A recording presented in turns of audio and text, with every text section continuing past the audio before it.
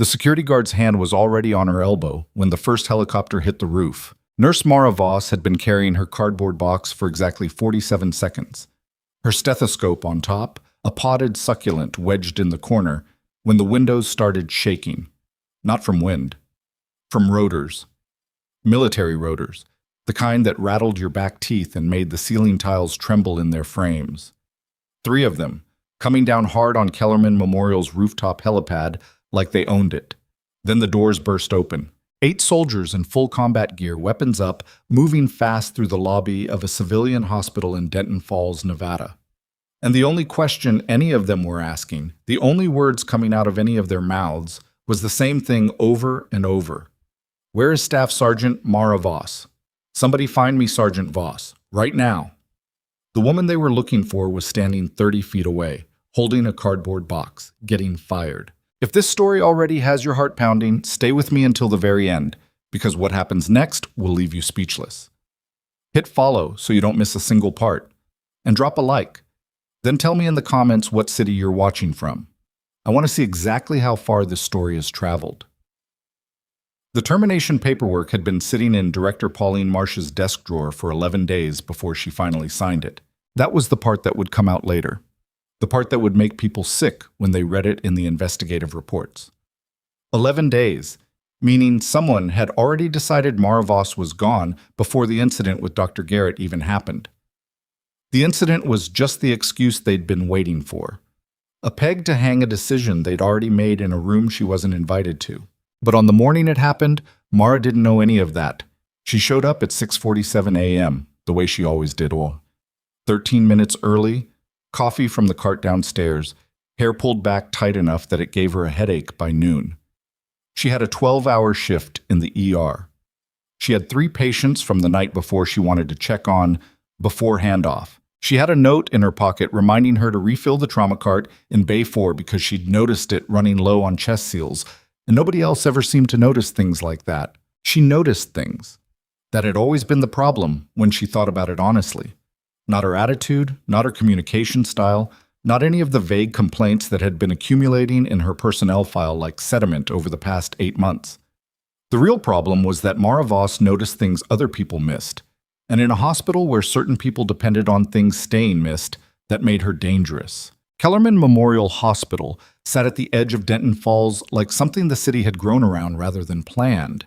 It was a Level 2 trauma center serving 3 counties, understaffed in the ways that mattered and overstaffed in administration, with a reputation that depended heavily on a few skilled surgeons and a marketing department that knew how to make the lobby look impressive in photographs. The ER ran on nurses. Everyone who actually worked there knew that. The nurses made the calls, caught the errors, kept the rhythm going when the attending physicians were unavailable or distracted or, in certain cases, actively making things worse. Mara had spent 4 years in that ER before Kellerman. She'd spent 3 years attached to a forward surgical team in places where the nearest backup was a 40-minute helicopter ride away. She didn't talk about that much. Not because she was ashamed of it, but because she'd learned early that bringing up her military background in civilian medical settings made people defensive in ways she didn't have the energy to manage.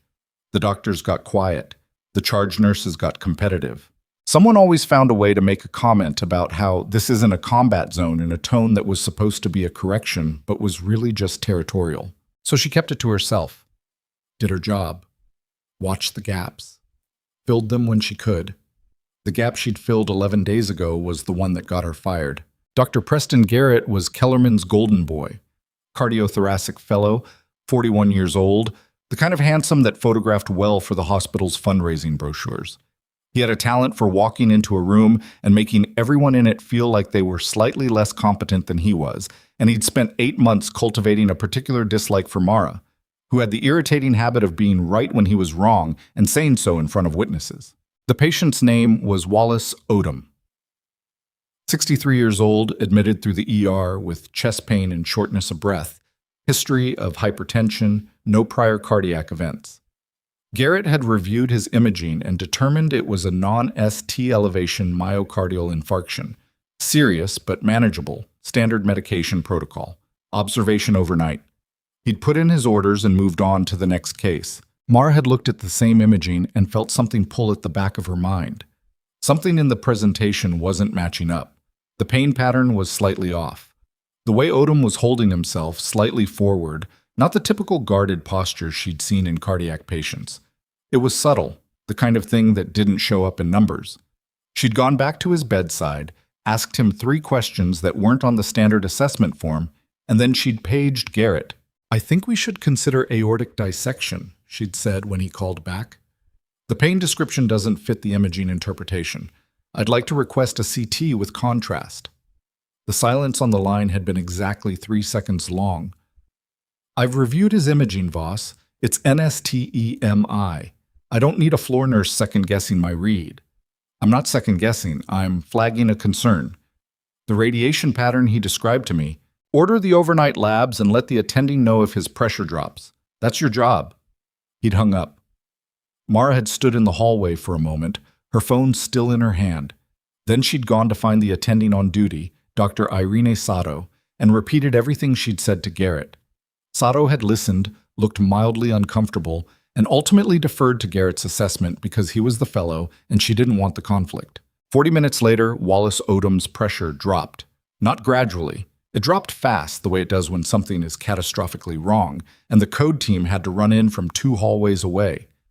The CT they finally ordered in the chaos confirmed what Mara had suspected: type A aortic dissection, advancing. He survived, but barely, and only because the surgery team happened to have a room available within the hour.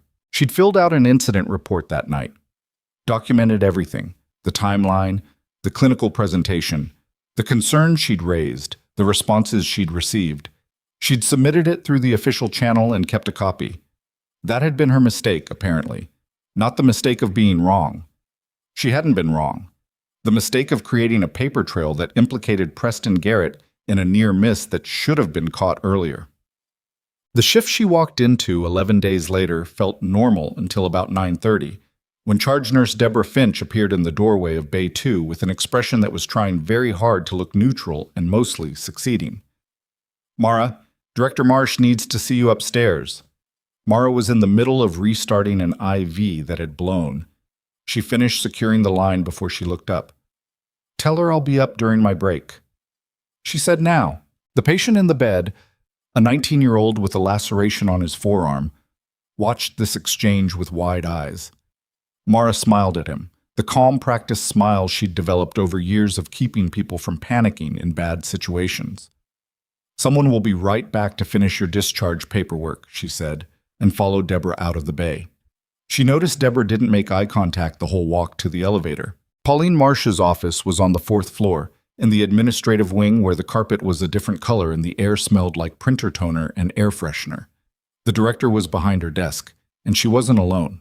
There was a man from Human Resources whose name Mara knew was Trevor something, and there was Preston Garrett standing slightly to the left of the window with his arms crossed, in a posture that was going for casual and landing somewhere closer to triumphant. Mara sat down without being asked. "Mara," Director Marsh said, "we've completed our review of the incident report filed following the Odom case and the subsequent complaints that were raised by members of the care team." "What complaints?" Marsh paused. "There have been multiple concerns raised about your conduct and communication style over the past several months. The Odom situation was the most recent. The Odom situation was me catching a misdiagnosis." "The Odom situation," Garrett said, stepping away from the window, "was you going over my head after I made a clinical decision, creating unnecessary alarm, and then filing a report that was factually misleading about the timeline of events." Mara turned to look at him directly. "The report has the timestamps. Every entry is timestamped. Your characterization of our conversation, I wrote down what you said, word for word." "That's enough," Marsh said. Her voice had the practiced firmness of someone who'd delivered bad news before and didn't particularly enjoy it, but had made peace with it as a professional necessity. "Mara, we've determined that the pattern of behavior, the incident with Dr. Garrett, the prior complaints regarding insubordination, the concerns about team communication, constitutes grounds for termination. Effective today." The room was very quiet. Mara heard the ventilation system. She heard a phone ringing somewhere down the hall. She heard her own breathing, steady and even, the way it had been in much worse rooms than this one, in much worse situations, with much higher stakes. "You're firing me," she said. Not a question. "Your termination is effective immediately. You'll be walked out by security, your badge will be deactivated, and HR will contact you regarding your final pay and benefits." On what documented grounds? Insubordination and conduct detrimental to the care team. Those are the charges Preston filed? Marsh didn't answer, which was itself an answer. Garrett made a small sound that wasn't quite a laugh. "I submitted my account of events, yes, as did several members of the team who've had concerns about your behavior." "Who?" "That information is confidential." Mara looked at him for a long moment. She thought about the months of it, the small dismissals, the credit that went elsewhere, the cases where she'd flagged something and been ignored until the flag became urgent. She thought about Wallace Odom, who was alive in a room on the 3rd floor right now because of a question she hadn't been supposed to ask. She thought about the incident report sitting in a system somewhere with her name on it and a timestamp that told a very specific story. She didn't say any of that. There wasn't a version of saying it that would change anything in this room, and she'd learned a long time ago that some battles weren't won with words. They were won later, in different rooms, in front of different audiences. "Okay," she said. She stood up and left without shaking anyone's hand. Quote, "The security guard who walked her to her locker was a young man named Dennis, who she'd chatted with on a dozen night shifts and who now looked like he wanted to be anywhere else on Earth. She didn't make it harder for him. She cleaned out her locker efficiently, 12 minutes, she timed it without meaning to, and consolidated everything into the cardboard box Dennis had produced from somewhere with the sheepish air of a man following a protocol he found distasteful. In the locker she found her personal stethoscope, a spare pair of trauma shears, 2 protein bars, a laminated emergency drug reference card that was 3 years out of date, a photograph of her and 2 other women in front of a military transport vehicle that had been taken in a desert whose name she didn't say out loud anymore, and a small folded piece of paper with a patient's name on it and a note to check on them before she left. She put everything in the box. She left the note. The walk from the locker room to the main lobby took 4 minutes. She knew because she'd walked it hundreds of times, and she always counted without thinking about it, the way you count stairs. ER exit to supply corridor to main hall to lobby, lobby to front doors, and the flat midday light of Denton Falls in early autumn coming through the glass. Deborah Finch was at the nurse's station as she walked past. She didn't look up. Mara didn't expect her to. Marcus Yee, one of the other ER nurses, was wheeling a patient toward radiology. He saw her with the box and his face went through 3 different expressions in about a second and a half. He said her name, Mara, just her name, nothing else, in a tone that held an entire conversation inside it. She gave him the same small nod she'd given Dennis and kept walking. Dennis's hand was on her elbow, not gripping, just present, the minimum possible security escort. When the first helicopter hit the roof, the sound came through the building like something physical, a concussive weight that made the floor shudder and sent the hanging signs above the lobby swaying on their cables. Then the second one. Then the third. And even before anyone knew what was happening, before the front desk staff looked up from their computers or the people in the waiting room stopped staring at their phones, Mara felt something rearrange itself in her chest. A recognition, deep and involuntary. Like a word in a language she'd spent years trying to forget she knew. Those weren't civilian rotors. Dennis had gone still beside her. His hand had dropped from her elbow. The box was in her hands, and she was standing in the middle of the lobby, and every television screen mounted on the lobby walls was still playing the local news, and everything looked exactly like it had 30 seconds ago, except that the world had just changed in some fundamental way that not everyone in the room understood yet. The front doors burst open. Not slid open. Burst. Both panels swinging wide as 8 figures in full tactical gear moved through them in the tight compressed formation of people who train together constantly. Full kit. Rifles up but not aimed, muzzles toward the floor, which in that context meant we're not here to shoot anyone, but we are absolutely prepared to. They swept the lobby in 4 seconds with the efficiency of people who swept rooms for a living. And then the one in front, shorter than the others, a woman, her rank insignia marking her as a captain, pulled her goggles up, and looked directly at the security desk. Kellerman Memorial, we have a Priority 1 medical transport incoming from an active forward operating zone. We are requesting immediate trauma bay access, and we need to speak with your senior trauma nurse. Name is Voss. Staff Sergeant Mara Voss. The woman at the front desk stared. Excuse me? Sergeant Voss, where is she? Dennis, to his credit, made the connection faster than anyone else in the lobby. He turned and looked at Mara with an expression that was trying to do several things at once. Confusion, comprehension, something almost like apology. And Mara was already looking at the captain, already reading the patch on her shoulder, already feeling that rearrangement in her chest move into something she hadn't felt in 4 years. The cold, clear, absolute zero of operational focus. She recognized the unit patch. She knew exactly what it meant about the kind of transport that was coming. That's her, Dennis said. She's right there. The captain turned, looked at the box in Mara's hands, looked at the badge clipped to her scrub pocket. Blank side out, deactivated, the way they did it when they walked you out. Looked at Mara's face. Sergeant Voss? Former, Mara said. I've been out 4 years. Yes, ma'am. We know. The captain crossed the lobby in 10 steps. Her unit was fanning out behind her, positioning without being told, watching the exits. We have a situation. I need you in a trauma bay in the next 3 minutes. I don't work here anymore. The captain's eyes didn't move from her face. We know that too. As of about 8 minutes ago. Sergeant Voss. And something in the captain's voice shifted then. Not pleading. She didn't plead. That wasn't how she was built. But something honest, stripped of protocol, the way voices got when things were actually serious. Colonel Harlan Briggs is on that transport. He's been in the field for 18 months. He has a penetrating chest wound and a secondary I can't identify over comms. And the only name that came out of his mouth when we stabilized him enough to talk was yours. The lobby had gone quiet. Not silent. There was still the ventilation, still the distant sound of the hospital operating around them.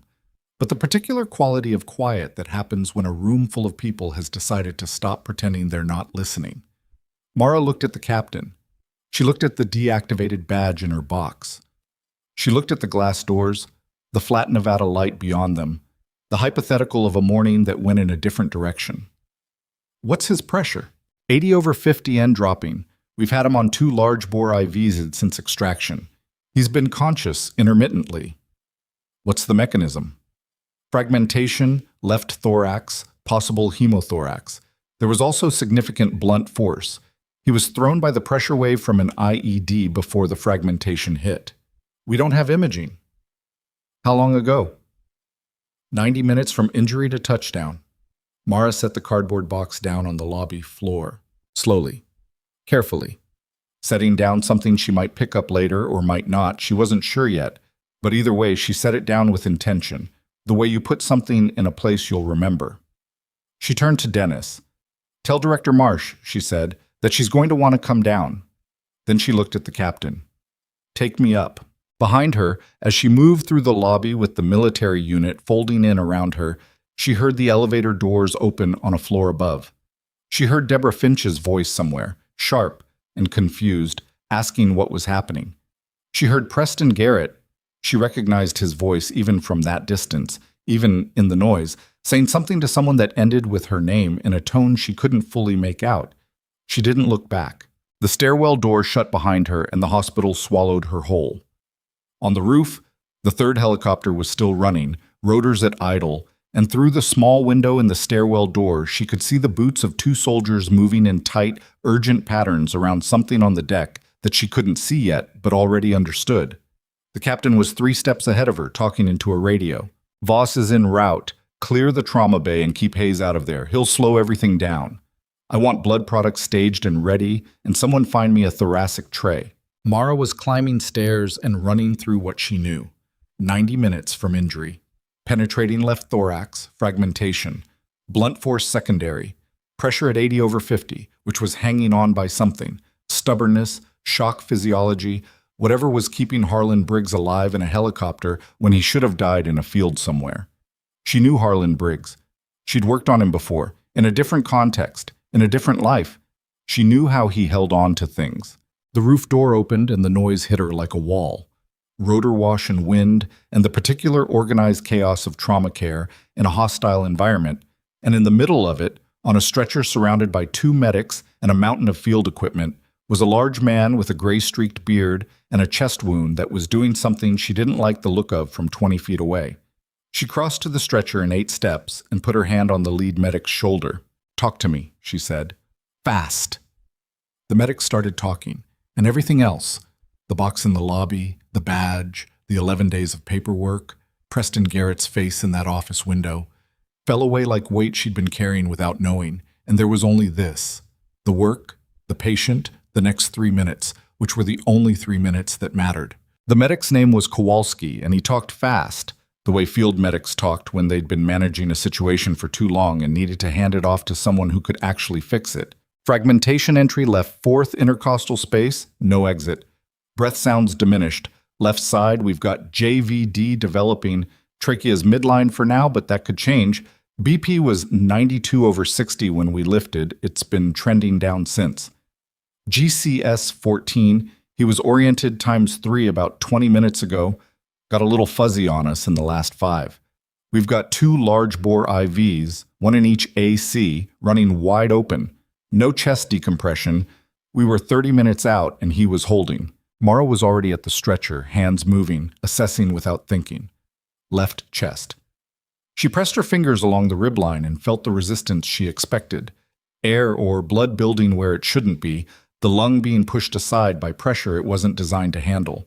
"He's not holding anymore," she said. "How long to get him downstairs?" "Elevator's being held." "Go." They moved. The medics were good. Whoever had selected this team had selected well.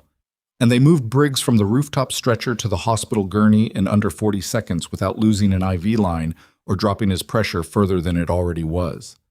Mara kept her hand on his wrist during the transfer, fingers over the radial pulse, counting without counting. Thready. Not gone.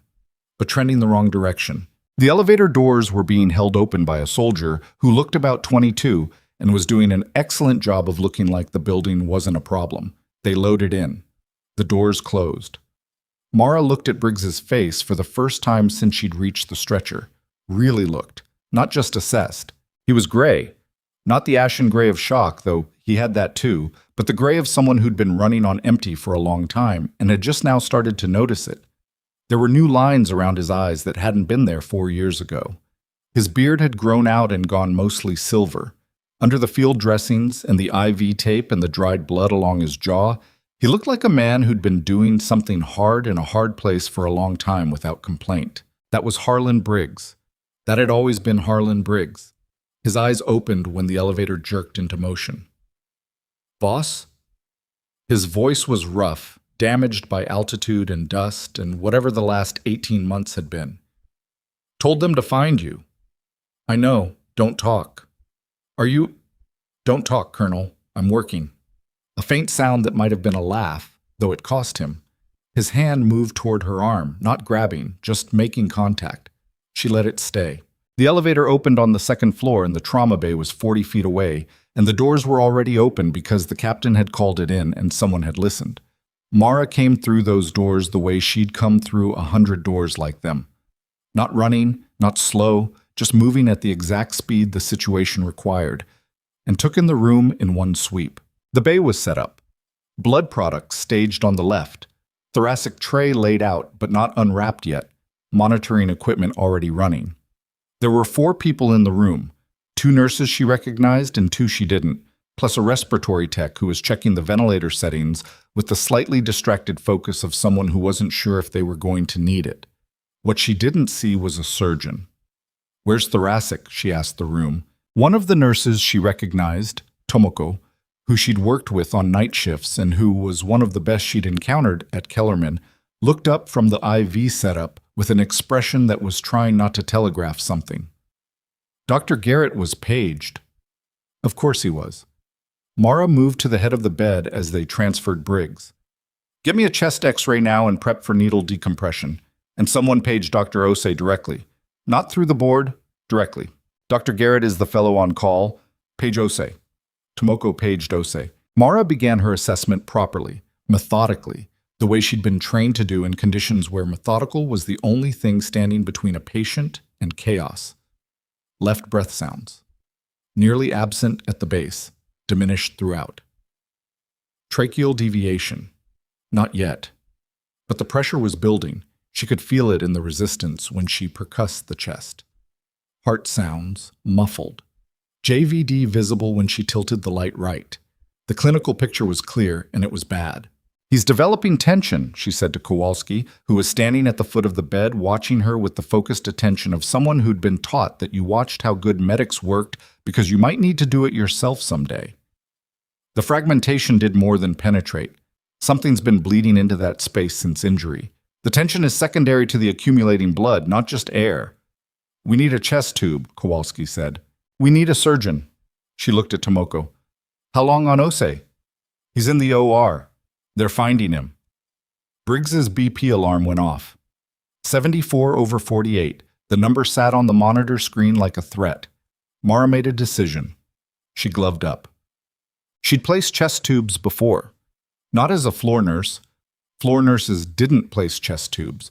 But as a combat medic in situations where the alternative was watching someone die while waiting for a physician who was either unavailable or an hour away. The procedure was clear in her hands, in the muscle memory of her fingers, in the particular combination of controlled force and precision that the technique required. She was prepping the site, fifth intercostal space, mid-axillary line, Briggs's skin cleaned and draped. When the door to the trauma bay opened, Preston Garrett walked in, fully dressed, his white coat slightly askew in the way of someone who'd been paged while doing something else and had come down more from irritation than urgency. He took in the room, the patient, the monitoring numbers, and then he looked at Mara, gloved, positioned, chest tube in hand, and his face did something complicated.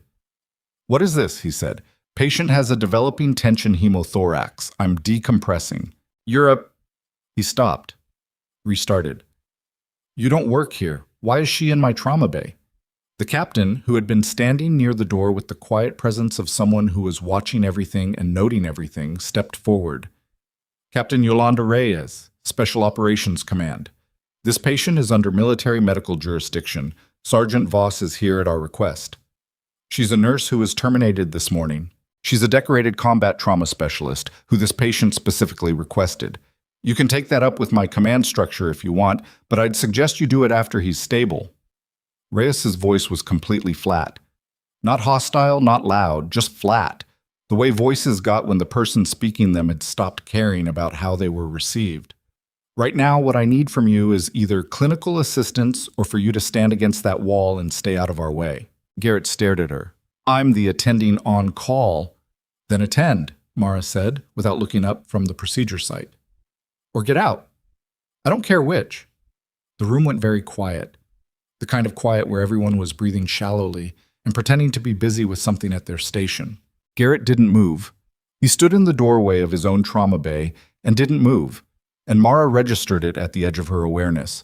Registered it the way she registered everything in an operating environment, as information that might matter later. And then she put it down and returned to the only thing that mattered in this room, which was the patient. She made the incision. The chest tube went in clean. Not perfectly, sir. Briggs flinched hard when she entered the space, and his BP dipped another 4 points, and she had to reposition twice to get the angle right, because the fragmentation had shifted things below the surface. But it went in, and when it connected to the drainage system, what came out was exactly what she'd expected. Blood. More blood than should have been in that space, draining rapidly into the collection chamber with the particular dark richness of a significant hemorrhage. "There it is," Kowalski said, quiet. Mara secured the tube and watched the monitor. 10 seconds. 20. The BP alarm stopped screaming and the number began slowly to improve. 74 to 79. 79 to 83. Not out of danger, not close to out of danger, but trending back towards something survivable. She stripped her outer gloves and checked the drainage volume. "He's going to need surgery for the fragmentation. It's in there and it needs to come out." "Where's Ose?" "On his way," Tomoko said. She was looking at Mara with an expression Mara had seen before, usually on younger nurses who'd been in a situation where something worked when it wasn't supposed to. A kind of recalibration. "He was between cases, 2 minutes. Okay? Mara looked at Briggs. His color was a fraction better, less gray, more of the normal undertone showing through. His eyes were open and focused, which was a meaningful improvement from 15 minutes ago. Colonel? Still here, he said. I put a chest tube in. You had a hemothorax blood building in the chest cavity. It's draining. You're going to need surgery to remove the fragmentation and address the source of the bleeding, but you're more stable than you were. You do the surgery? I'm a nurse, not a surgeon. You're the best medic I've ever worked with. That doesn't make me a surgeon. Something moved in his face. Not a smile exactly, but the shape of one. Who's doing it? Dr. Osai. He's the one I trust. Good enough. His hand found her wrist again. You're not still working here, are you? Someone said, don't worry about that right now. Voss? I said, don't worry about it. He held her gaze for a moment with the particular look of a man who had spent a career reading situations accurately and was reading this one accurately and didn't like what he was seeing. Then he let go of her wrist, and she moved aside to let Tomoko adjust the monitoring leads. And she pulled off her gloves and stood at the edge of the room, and for the first time since she'd set her cardboard box down in the lobby, she breathed. The room smelled like antiseptic and blood, and the particular metallic edge of trauma care, and it was the most familiar smell in the world to her, and she didn't know what to do with what that meant. Garrett had moved to the corner near the supply cabinet. He wasn't helping. He was watching, and the thing in his expression wasn't the straightforward hostility she was used to from him, but something more complicated and harder to read, something that looked, at its edges, like the first early symptoms of a man who was starting to understand that he'd made a miscalculation. Dr. Emmanuel Osei came through the door 40 seconds later, still in his surgical cap from the OR, and his eyes went straight to the monitor, then to the drainage system, then to Mara. What do we have? He said, pulling on gloves. Penetrating left thorax, fragmentation, mechanism was IED blast. Hemothorax draining via chest tube, placed approximately 6 minutes ago. Pressure was 74/48 when I placed it, trending up to 83 now. Patient's hemodynamically tenuous, GCS 13 at this moment, was 14 on arrival. He needs the OR for fragment removal and hemorrhage control. Osei did his own rapid assessment, chest, airway, the drainage system, and then straightened up and said to the room at large, "Get OR2 ready. I want blood bank on the phone, and I want them to hold 2 units of O negative in addition to whatever cross-match is running." He looked at Mara. Good call on the chest tube. Another 10 minutes, and we'd have lost him to tension. I know, she said. Who placed it? I did. Osei looked at her for exactly 1 beat, 2, in the way of a man who was going to have something to say about that later in a different context, and then the professional in him overrode the rest of it, and he nodded once and turned back to the patient. Garrett said, from the corner, "She's not authorized to perform procedures. She's not even on staff." Osei glanced at him. Just glanced, the brief, accurate glance of a man assessing an obstacle in his environment. The patient is alive and stable enough for surgery, Preston. If you want to have a conversation about authorization, you can have it with administration after I close. He looked at Reyes. Captain, I'll need your patient's full medical history and any field documentation your medics have. Can someone get that to me in the next 4 minutes? Already pulling it, Kowalski said from the doorway. Good. Osei was moving, organizing, the operating room surgeon's particular focused efficiency taking over. Let's go. They took Briggs up to OR2 at 11:47 a.m. Mara stood in the hallway outside the trauma bay and watched the gurney go around the corner, and then she was alone in a corridor with a chest tube drainage system that needed to be documented, and a pair of gloves she was still holding for some reason, and the particular emptiness that followed acute crisis management. The come down. The moment when the physiological response that had been running your body at maximum for the past 40 minutes began to release its grip. Her hands were completely steady. They'd always been steady. She'd never figured out if that was training or just the way she was built, and she'd stopped trying to figure it out somewhere around her second deployment. Captain Reyes appeared from around the corner. He's going up to surgery?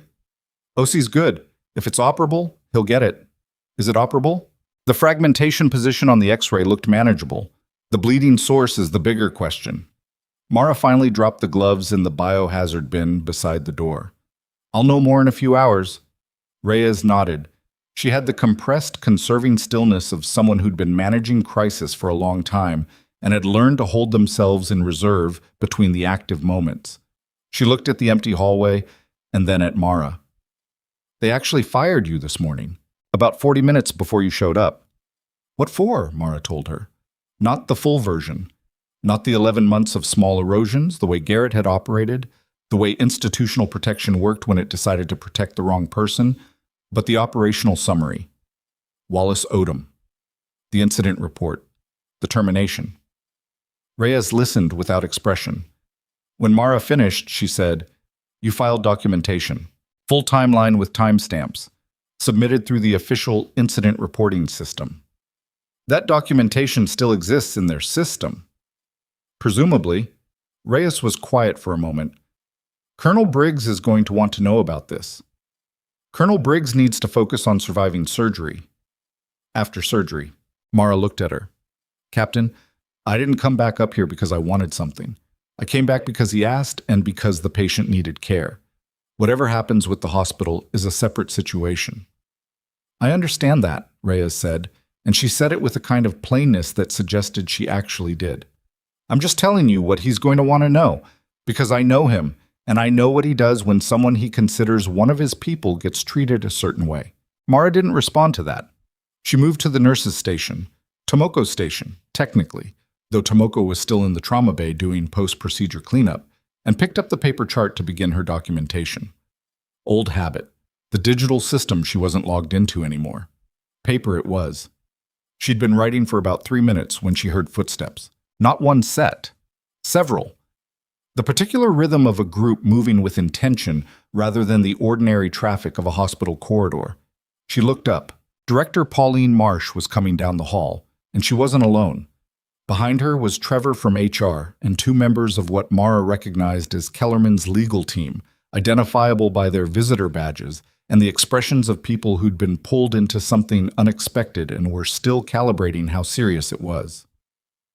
Preston Garrett was trailing slightly to the left, which was where he always positioned himself when he was following someone else's lead while wanting to look like he wasn't. And behind all of them, keeping a measured distance that was somehow more ominous than if they'd been walking in formation, were 2 of Reyes's soldiers. Marsh stopped 10 feet from Mara. She looked at the paper chart. She looked at the trauma bay. She looked at the empty corridor where a military transport patient had just been wheeled to surgery, and in her face Mara could see the precise calculations of a woman who had arrived expecting one situation and found a different one entirely. Mara, she said, I need to understand what happened here. My documentation is in the incident reporting system, Mara said. The patient arrived in hemodynamic compromise with a tension hemothorax. I intervened at the request of the military personnel accompanying him. He's in surgery now. You're not on staff. You're not authorized to... She saved my patient's life. Reyes stepped around the corner from wherever she'd been standing and positioned herself at a distance that was not quite beside Mara, but clearly aligned with her. Your authorized staff had the situation for approximately 90 seconds before it became clear that none of them knew what they were looking at. I made a command decision. Sergeant Voss was the qualified individual present. Marsh's jaw tightened. This hospital has protocols. Your protocols nearly killed a special operations commander who had a documented request for this specific medic in his emergency medical file. Reyes reached into a pocket and produced a folded document that she held out toward Marsh. That's the pre-designated emergency medical contact form Colonel Briggs filed with our command 18 months ago. Mara Voss is listed as his primary emergency medic of record. That designation is a legal and operational document recognized by the Department of Defense. I would suggest your legal team review it. The legal team reviewed it, or rather, they looked at it with the particular expression of people encountering something they weren't expecting to encounter and weren't immediately sure how to categorize. This doesn't override her termination, one of them said carefully. I'm not arguing her termination, Reyes said. I'm establishing the legal framework under which she acted today, which is a military emergency medical jurisdiction, not civilian hospital protocol. She paused, just briefly. Your termination paperwork doesn't actually appear in that framework anywhere. Garrett said, This is absurd. No one looked at him. Marsh was looking at the document. Her expression had the quality of someone doing rapid, uncomfortable arithmetic. Whatever she'd expected when she walked down to the ER, it wasn't this particular combination of facts, and Mara could see her recalibrating, not capitulating, not yet. That would take more than this, but reassessing the terrain. "We'll need to review this with counsel," Marsh said. "In the meantime, I'd like to ask you to please—" "Director Marsh." One of the soldiers who'd been keeping their distance behind the group took a half step forward. He was holding a tablet. "We've had a communication come through from our command structure in the last few minutes. Given the circumstances of today's emergency and the involvement of your staff in the care of a Priority 1 patient, SOCOM has formally requested preservation of all internal communications and medical records related to one—" he glanced at the tablet, "Wallace Odom, and all personnel actions involving Staff Sergeant Mara Voss for the preceding 12 months. The legal team looked at each other. "On what authority?" the bolder of the two said. "An active federal investigation into the circumstances that resulted in the emergency medical designation of a Special Operations Commander being overridden by a civilian institution on the day of his transport." The soldier's voice was completely neutral. "That authority." The corridor was very quiet. Mara put her pen down on the nurse's station and looked at the paper chart in front of her. She thought about Wallace Odom in a room on the 3rd floor. She thought about 11 months. She thought about the cardboard box sitting in the lobby with her stethoscope and her trauma shears, and a photograph of 3 people in a desert. Garrett's face had gone a specific color that wasn't quite white and wasn't quite gray, but lived somewhere between them, the color of a man who had spent the last 40 minutes watching the ground shift under his feet and had just now realized how far he was from solid ground. "I have rights here," he said. His voice was steady, but it cost him. "Whatever is being implied—" "Nobody's implying anything, Dr. Garrett," Reyes said. She looked at him with the direct, unadorned attention of someone who had spent a career evaluating people under pressure and had just completed her evaluation. "Not yet." The words landed in the silence and stayed there. And somewhere above them, on the 2nd floor of Kellerman Memorial Hospital, in Operating Room 2, Emmanuel Osei was working on Harlan Briggs, and in the hallway outside the OR, a soldier named Kowalski sat in a plastic chair with his hands folded and his eyes on the door, and the clock on the wall read 12:09 p.m., and nobody in the building knew yet what the next hour was going to look like. But Preston Garrett knew something had changed. Mara could see it in the way he was standing, the particular arrangement of a man who had believed, until very recently, that he'd won something, and was now beginning to understand, in the cold and clarifying way that understanding sometimes arrived, that he had made a significant mistake. He just didn't know yet exactly how significant. That was coming. The clock on the OR suite board flipped to 12:11 p.m., and nobody in the 2nd floor corridor moved. It was Marsh who finally broke the arrangement. She said something quiet to the legal team, too quiet for Mara to catch from where she stood, and the two of them peeled away toward the administrative wing with the focused purposefulness of people who needed to make phone calls before they said anything else out loud. Trevor from HR followed without being asked, which told Mara everything she needed to know about Trevor from HR. Garrett didn't leave. She'd expected him to, but he stayed, positioned near the wall with his arms no longer crossed. He'd dropped that posture sometime in the last few minutes, apparently, and now just stood with his hands at his sides in a way that looked less controlled than he probably intended. "You think this changes something?" he said. To Mara, specifically.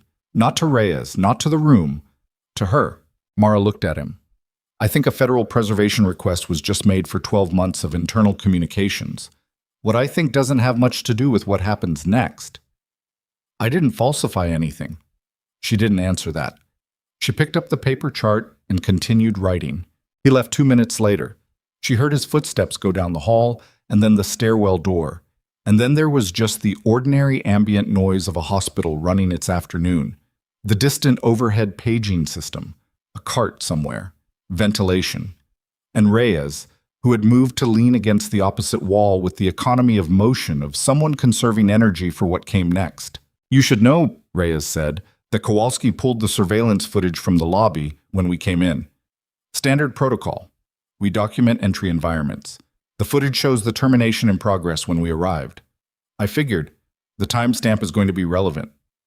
"I know, Mara finished her notation and put the pen down. Captain, can I ask you something? Go ahead. The emergency medical designation. Briggs filed that 18 months ago, you said. Correct. He would have known there was a chance I'd be hard to locate, that I might not be at Kellerman anymore. Reyes looked at her for a moment. He updated it 8 weeks ago. Confirmed your current posting. That sat in the air between them. 8 weeks ago. While he was in the field somewhere, and whatever the last 18 months had been, he had taken the time to confirm that Mara Voss was still at Kellerman Memorial in Denton Falls, Nevada. She didn't say anything about that. There wasn't anything to say that wouldn't feel like too much or not enough, and she'd never been comfortable in that particular middle space. How long is the surgery? Reyes asked. Osei estimated 2 to 3 hours when he left. Depends on what he finds once he's in. The fragmentation position looks survivable on the X-ray, but X-rays only tell part of the story. And if it's not survivable? Mara looked at the OR board. Then it's not. But Osei is the best thoracic surgeon in this hospital, and probably in this part of the state. If it can be done, he'll do it. She paused. He'll do it. None. The next hour and 40 minutes were the particular kind of slow that only happened in waiting situations. Not lazy slow, not peaceful slow, but the slow of time being dragged against its nature, every minute lasting slightly longer than it should. Mara sat in the family consultation room off the second-floor hallway, which was unoccupied, and which Reyes had quietly commandeered by the simple method of walking into it and not leaving. 2 of the soldiers were rotating outside. Kowalski had taken a position near the OR suite doors. The rest had dispersed in ways that suggested a perimeter without looking like one, the kind of spatial arrangement that only worked if everyone involved had done it before. Mara used the time the way she always used waiting time. She worked. Specifically, she pulled out her phone and opened the documentation she'd saved to her personal cloud, copies of everything she'd submitted through the official incident reporting system, the ones with timestamps, the ones that told the accurate version of the timeline. And she went through them the way she'd been trained to go through field reports, looking for anything she'd missed, anything imprecise, anything that could be characterized differently than she'd intended it. There wasn't much. She'd been careful when she filed it. She'd known, even then, that being careful was the only protection available to her. What she found, going through it now with the particular clarity that followed acute stress, was a pattern she'd documented without fully registering as a pattern. It was there in the timestamps, in the sequence of events. Garrett making a clinical call, Mara raising a concern, Garrett overriding it, the situation escalating, Mara documenting. It had happened with Odom. It had happened with 3 other patients in the prior 6 months. Not as dramatically, not with a near-fatal outcome, but the structure was the same. She'd filed incident reports on 2 of those. The third she'd raised verbally with Dr. Sato, who had suggested she bring it up at the next team meeting, which she had, and which had gone nowhere. She forwarded the documents to her personal email with a note to herself about the sequence. Then she sat with her phone in her hands and thought about the investigation request the soldier had mentioned. Federal preservation of records. Whatever that triggered inside Kellerman's systems, it was going to surface things that people had assumed were buried. She wondered if Marsh knew what was in those records. She suspected Marsh knew some of it. She suspected that was precisely why the termination paperwork had been sitting in that drawer for 11 days. A knock at the consultation room door. Come in. It was Tomoko. She was still in her scrubs, her hair slightly disheveled from the chaos of the last 2 hours, holding 2 cups of coffee from somewhere, and looking like a person who had made a decision about something and was acting on it before she could reconsider. She held out one of the cups. You don't have to, Mara started. I know I don't have to. Tomoko came in and sat in the chair across from her. She held her own cup with both hands the way people held warm things when they needed something to hold. I want to say something, and I need you to let me say it. Mara waited. I knew, Tomoko said, about the Odom situation. Not all of it, but I was there when you paged Garrett the first time. I heard your side of the call, and I didn't say anything when they started the review. The room was quiet. Why are you telling me this now? Because there's going to be an investigation, and I'd rather say it to you first. Tomoko looked at her coffee. I was scared. He has allies here. Had allies. I have a visa renewal pending, and She stopped. That's not an excuse, it's an explanation. I know the difference, Mara said. Will you? Tomoko paused. If they ask me, I'll tell them what I heard. I want you to know that. Mara looked at her for a moment. Tomoko was 34, had been at Kellerman for 6 years, was meticulous and skilled, and had the particular quiet competence that didn't get rewarded in institutional environments because it didn't make noise. She knew what it had cost her to say what she'd just said. Thank you, Mara said. It was the right thing to say, and she meant it. And Tomoko nodded once, and they drank their coffee in the kind of silence that didn't need filling. The OR board updated at 1:58 p.m. Status changed from procedure in progress to closing.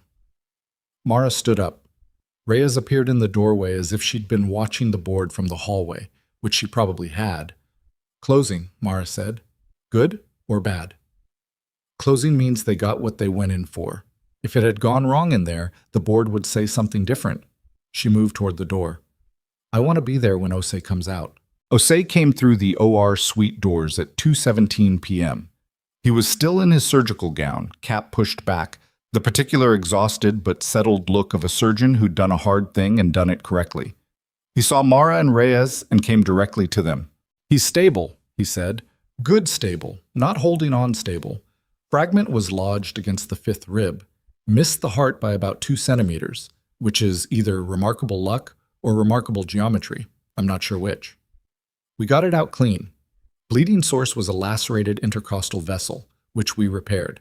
He's going to have a rough few days and he needs to stay off his feet for longer than he's going to want to, but he should make a full recovery. Reyes exhaled, not dramatically, just one quiet, controlled breath, the kind that acknowledged something significant without performing it. Can we see him? Recovery for an hour, then ICU. You can see him in ICU. Osei looked at Mara. That chest tube placement saved his life. Another 10-15 minutes, and he'd have arrested before I got my hands on him. I know. I'm going to need to document how it was placed, given the circumstances. I already started the paper documentation. I can give you the full procedural notes. Osei looked at her for a long beat. He was a careful man, Emmanuel Osei. Careful in the way that good surgeons were careful, which meant he thought before he spoke and didn't say things he'd have to unsay later. I want you to know, he said, that I've been aware of the situation with Garrett for some time. I had my own concerns. I didn't act on them the way I should have. You're acting on them now, Mara said. The federal request for records came through to the medical records department about 40 minutes ago. They've already flagged it to compliance. He paused. It's going to be a difficult afternoon for several people in this building. Several people made it difficult, Mara said. He didn't argue with that. Harlan Briggs came out of recovery sedated and ventilated, which was expected and appropriate, and they moved him to the ICU at 3:30 p.m., where Kowalski immediately set up outside the room door with the resigned patience of a man who'd guarded a lot of doors and expected to guard more. Mara stood at the ICU window and looked at him through the glass. He looked smaller in a hospital bed than he did anywhere else. That was always the truth of it, the thing nobody said out loud, that the people who seemed largest in operational environments became ordinary in size the moment you put them in a hospital gown. The monitors showed good numbers. The chest tube was still in place on a controlled drainage system. His color was better than it had been at any point since she'd seen him on that roof. She'd done her job. The job was done. She thought about the cardboard box in the lobby. Reyes appeared beside her at the window. He's going to want to see you when he's extubated. I'll be here. You don't have to be. I know that. Mara looked at the monitors one more time, confirming what she already knew, and then turned away from the window. I'm going to go back downstairs. There's going to be a conversation with administration, and I'd rather have it on my terms than wait for them to set the conditions. I can have someone with you. I'm not offering for your protection, Reyes said. I'm offering because a federal preservation request was made in this building 2 hours ago, and the correct protocol is to have military representation present in any administrative conversation until we understand the full scope of what's being investigated. It's not personal, it's procedural. Mara thought about that. Fine. Martinez will go with you. She's good. Martinez turned out to be the youngest-looking soldier in Reyes's unit, which probably meant she was 30, and she walked beside Mara toward the elevator with the comfortable silence of someone who understood what accompanying someone meant and didn't confuse it with talking. The elevator ride down was quiet. The lobby, when the doors opened, was not. At some point in the past 3 hours, the situation at Kellerman Memorial had become something that people knew about.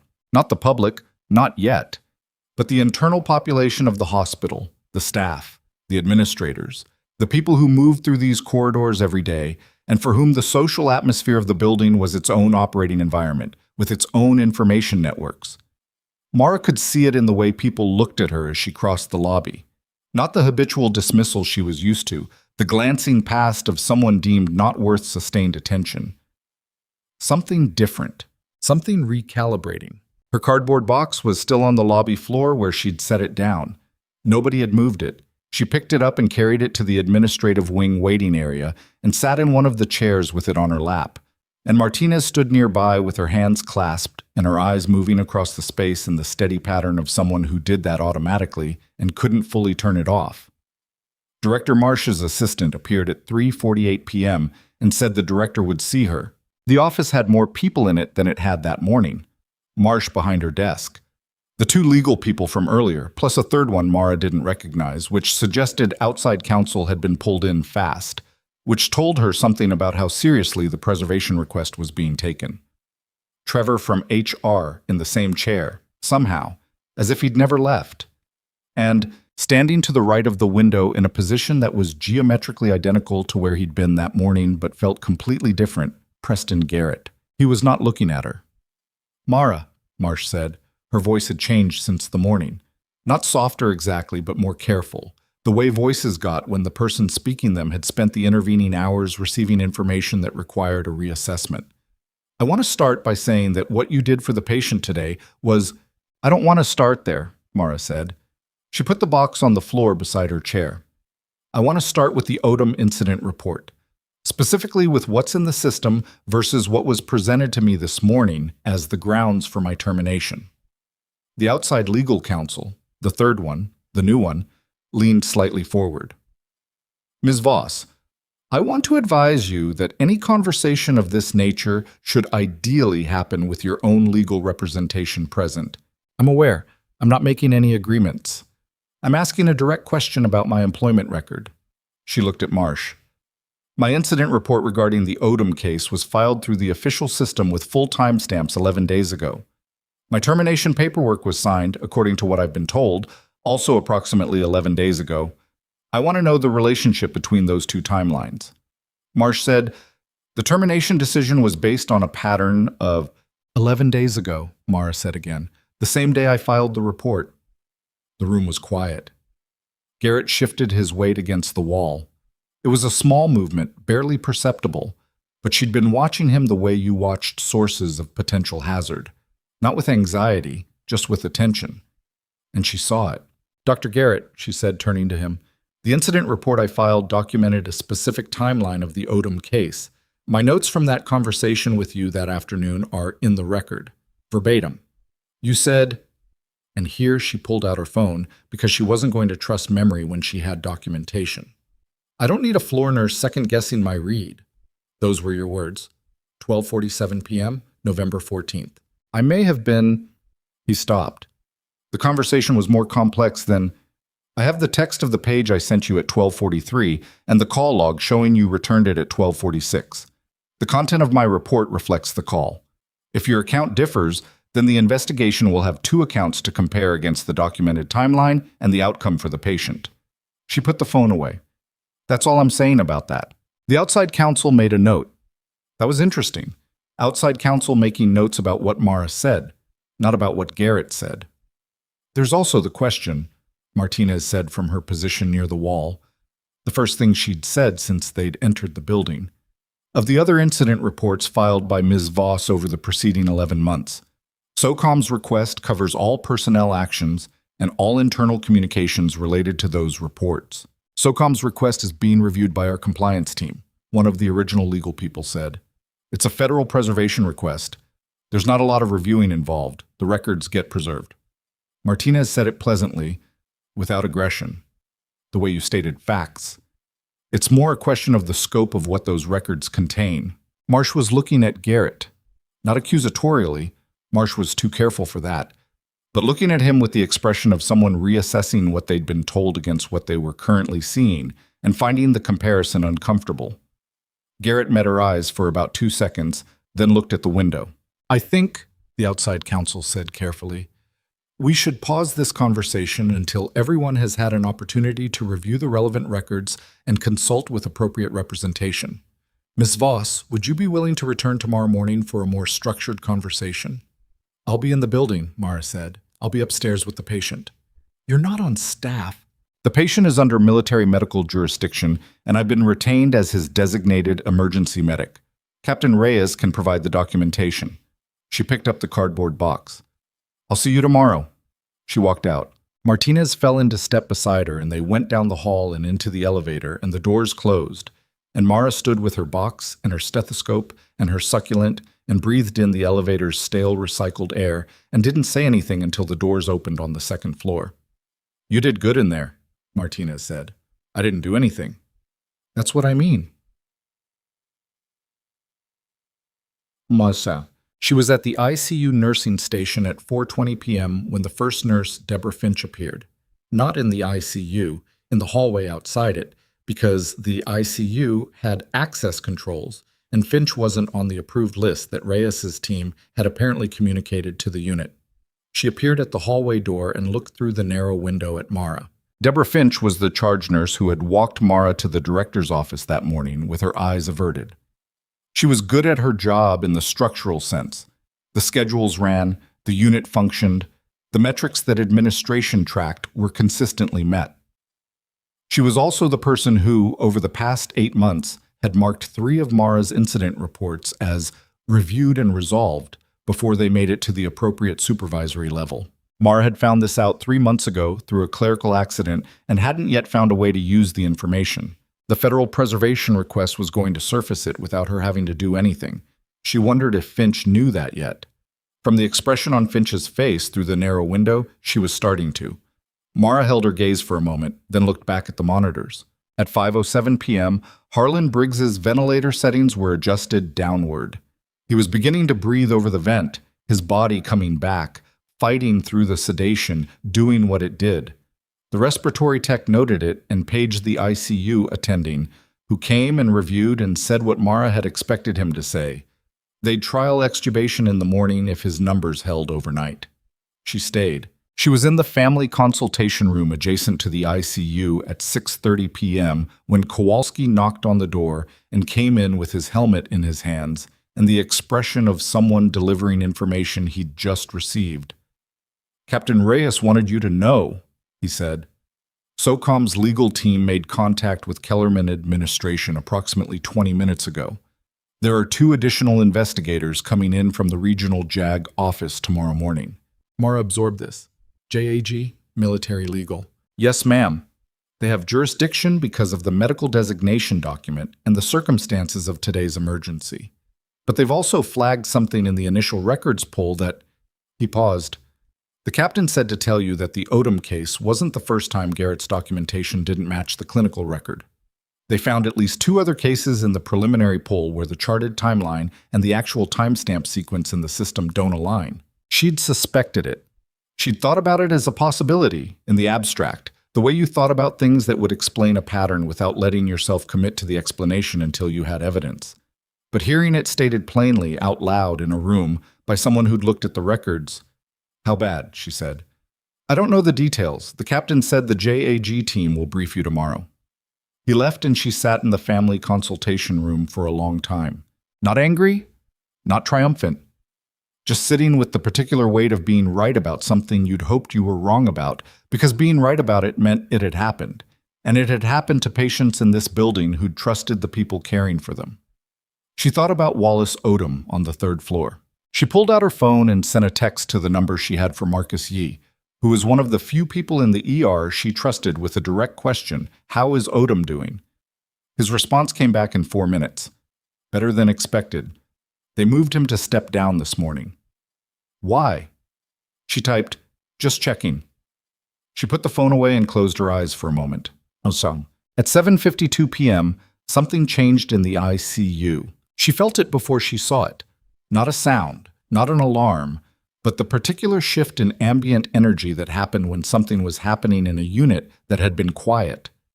She was moving toward the ICU doors before she fully understood why, and she pushed through them and went to Briggs's room and through the glass. She could see the nurse inside adjusting the monitoring leads and the respiratory tech rechecking the vent settings, and the numbers on the screen were wrong, not catastrophically wrong, not yet, but wrong enough. His oxygen saturation had been at 97% an hour ago. It was reading 91% and the trend line was going down. His respiratory rate was elevated, compensating, the body throwing effort at a problem, and his heart rate had climbed from the comfortable post-surgical 62 beats per minute to 78, which was the number of a cardiovascular system starting to work harder than it should in a man who'd just had his chest opened. She was through the room door before anyone stopped her. "What changed in the last hour?" she asked the nurse at the bedside. His name badge said R. Flores. He was young, relatively, and he had the look of someone managing a developing situation alone while waiting for backup. "Sats started dropping about 15 minutes ago. We paged the attending. Breath sounds? Diminished right side. Was equal bilaterally an hour ago." She was already at the bedside, already reaching for the stethoscope on the supply cart, already pressing it to Briggs's chest and listening. Left side, clear. Right side, diminished at the base, absent lower third. She pulled the stethoscope away. "He's developing a right-sided effusion," she said, "post-surgical. The repair may be seeping or there's a secondary source." She looked at Flores. "Where's the attending?" "In with another patient. Should be here in... Get them here now. And page Osei. Dr. Osei just finished a 6-hour surgery. I'm aware of that. Page him." She checked the chest tube drainage from the left side. The tube she'd placed on the roof, which was still in and still on controlled drainage. The output from the left side was appropriate volume and color. The problem wasn't the left side anymore. The problem had moved. This happened. In thoracic trauma cases with significant tissue disruption, fluid could accumulate in unexpected spaces, especially in the 24 hours post-surgery when the inflammatory response was running and the repair sites were still fresh and the body was throwing everything it had at damage control. It wasn't a complication that meant the surgery had failed. It meant the surgery had happened and the body was responding to it. And if the response went unchecked, it could become a second emergency as serious as the first. Briggs's eyes opened. He shouldn't have been awake. The sedation should have had him under for another 3 hours minimum.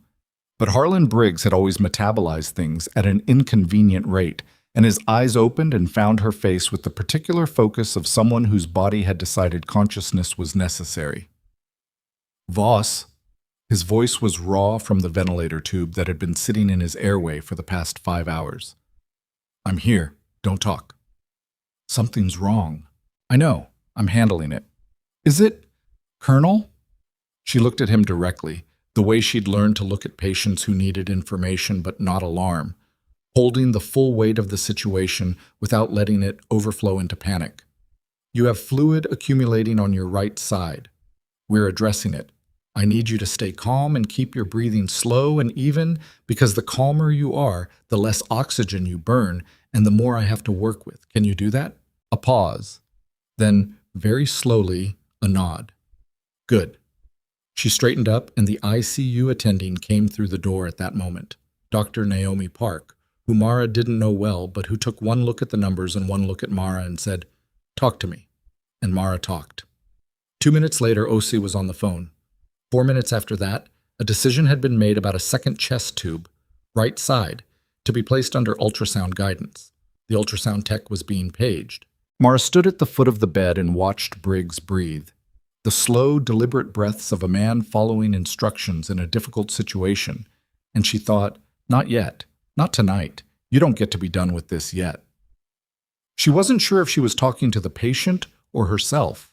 The ultrasound tech arrived with the machine, and Osei was on the phone with instructions for Park, and Flores was setting up the sterile field, and the room filled with the particular organized density of people doing their jobs under pressure. And Mara's phone buzzed. She almost ignored it. She would have ignored it, except for the fact that the number that lit up the screen wasn't a contact she had saved, but was a number she recognized anyway, because she'd been looking at it for weeks in the documentation she'd been reviewing. It was Preston Garrett's direct line. She stared at it for 2 full seconds. Then she stepped into the hallway and answered, "Voss." His voice was different, not the confident precision of a man who believed he was in the right position. Something stripped of that, raw, with an edge she hadn't heard from him before. "I need to talk to you. I'm in the middle of a patient situation." "I know, I heard." "Listen." A pause. Something that sounded like him choosing words with more care than he normally used. "What they're going to find in those records, I need you to understand that some of it is... There's context. Dr. Garrett, I'm going to stop you," she said, "because I'm standing outside an ICU room where my patient is developing a complication and I need to be in there, and because anything you say to me right now without legal representation on your end could create problems for you that I don't want to be responsible for creating." A pause of her own. "I don't want that. I want the truth to come out of the records. I don't need a conversation with you." Silence on the line. Mara... She'd never heard him use her first name before. In 11 months of working in the same department, he'd always said Voss when he had to say anything at all. "Go talk to a lawyer," she said. "Tonight." She hung up and went back into the ICU room, and Dr. Park was already positioning the ultrasound probe, and the image on the screen showed what Mara had expected, a significant right pleural effusion, enough to explain the drop in oxygenation, enough to need draining. Park looked at her. "You want to observe or assist?" "Assist," Mara said, and reached for the gloves. And in the hallway outside the ICU, Kowalski was on his radio, and somewhere in the administrative wing of Kellerman Memorial Hospital, Preston Garrett was sitting with his phone in his hand, and whatever was left of the story he'd been telling himself about what he'd done and why, and it was getting harder by the hour to make the pieces fit. The second chest tube went in at 8:14 p.m. Park did the placement under ultrasound guidance with Mara assisting, and the procedure was harder than the first one had been. Not because of technical difficulty, but because Briggs kept trying to be awake during it, his sedation fighting his nervous system's insistence on consciousness, and twice he had to be verbally redirected by Mara in the particular low, firm tone she used when she needed a patient to comply without the bandwidth to explain why. "Still," she said the second time, "I need you still." He went still. The fluid drained, clear yellow tinge, serous rather than bloody, which was the better of the two possibilities and meant the effusion was inflammatory response rather than active hemorrhage. Good news, delivered in the particular anticlimactic way that good news arrived in medical settings. Not with relief exactly, just with the quiet confirmation that the worst option wasn't the one they were dealing with. Park called Osei with the update. Osei said what Mara expected him to say: monitor overnight, adjust drainage as needed, plan for a morning reassessment of both tubes. Standard post-thoracic protocol applied to a non-standard situation. When it was over and the room had settled back into the monitored quiet of an ICU in the evening, Mara stripped her gloves and stood at the sink and ran cold water over her wrists for a moment. An old habit, temperature reset, the way she'd always marked the end of an acute event. Then she dried her hands and pulled a chair to the side of Briggs's bed and sat in it. His eyes were open, just barely, the heavy-lidded half-consciousness of someone on the back slope of sedation, but open and tracking. "Both sides now," he said. His voice was barely a voice, more of a shaped breath. The right side was a post-surgical effusion. Inflammatory, not bleeding. We drained it. You're going to feel it for a few days. "Already do." "I know." He looked at the ceiling for a moment. Outside the room, the ICU ran its quiet, nighttime operations. The soft percussion of alarms in other rooms, footsteps, the ventilation hum that was the baseline sound of every hospital in the world. "They fired you this morning," he said. "Yes." "Because of a patient." "Because I filed a report about a patient." She paused. "It's more complicated than that, but that's the shape of it." The report was correct. The patient survived. The documentation is in the system. She looked at his face, which was doing the thing it had always done when he was working through something. A particular compression around the eyes, the face of a man turning information over. You don't need to do anything about it. The situation is being addressed. JAG is in it. Apparently. Good. He said it with a simplicity that closed the subject. The way he closed subjects when he'd assessed them and decided they were handled. Then, I'm sorry I didn't do more. When you left the unit, I knew what kind of nurse you were. I should have. You were shipping out. I still had communication. Harlan.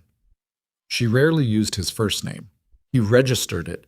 She saw him register it. You being alive is enough. Everything else is working itself out. He was quiet for a moment. 2 centimeters, he said. From the heart. Yes. Osei told you. Osei told me. Another silence. Then, with the faint ghost of something that had once been a full expression, I've had closer. I know you have, she said. Go to sleep. He did. Yet, she didn't leave the hospital that night. Not a decision she consciously made, more something that happened by default. The way things happened when she was in the middle of a situation and leaving felt wrong in a way she couldn't precisely articulate. She found a chair in the family consultation room and used her jacket as a pillow and slept 3 hours in 2 uneven segments, which was more than she'd slept in worse situations and adequate for what the morning required. At 6:15 a.m., she was at the ICU nursing station when the overnight nurse briefed her on Briggs's numbers, which had held well through the night, both drainage tubes on appropriate output, oxygen saturation back to 96%. Heart rate settled. He'd been awake twice and asked for water and been told not yet, which he'd accepted with the resigned patience of a man who'd been told not yet by medical people before. At 7:30 a.m., the JAG team arrived. There were 3 of them, 2 attorneys and an investigator, all in uniform, carrying the particular kind of organized deficiency that arrived when someone had been working through the night on document review. They set up in the conference room that Kellerman's administration had made available. Whether willingly or under the implied pressure of the alternative, Mara didn't know and didn't particularly care. And the lead attorney, a woman named Major Adele Forsyth, came to find Mara directly.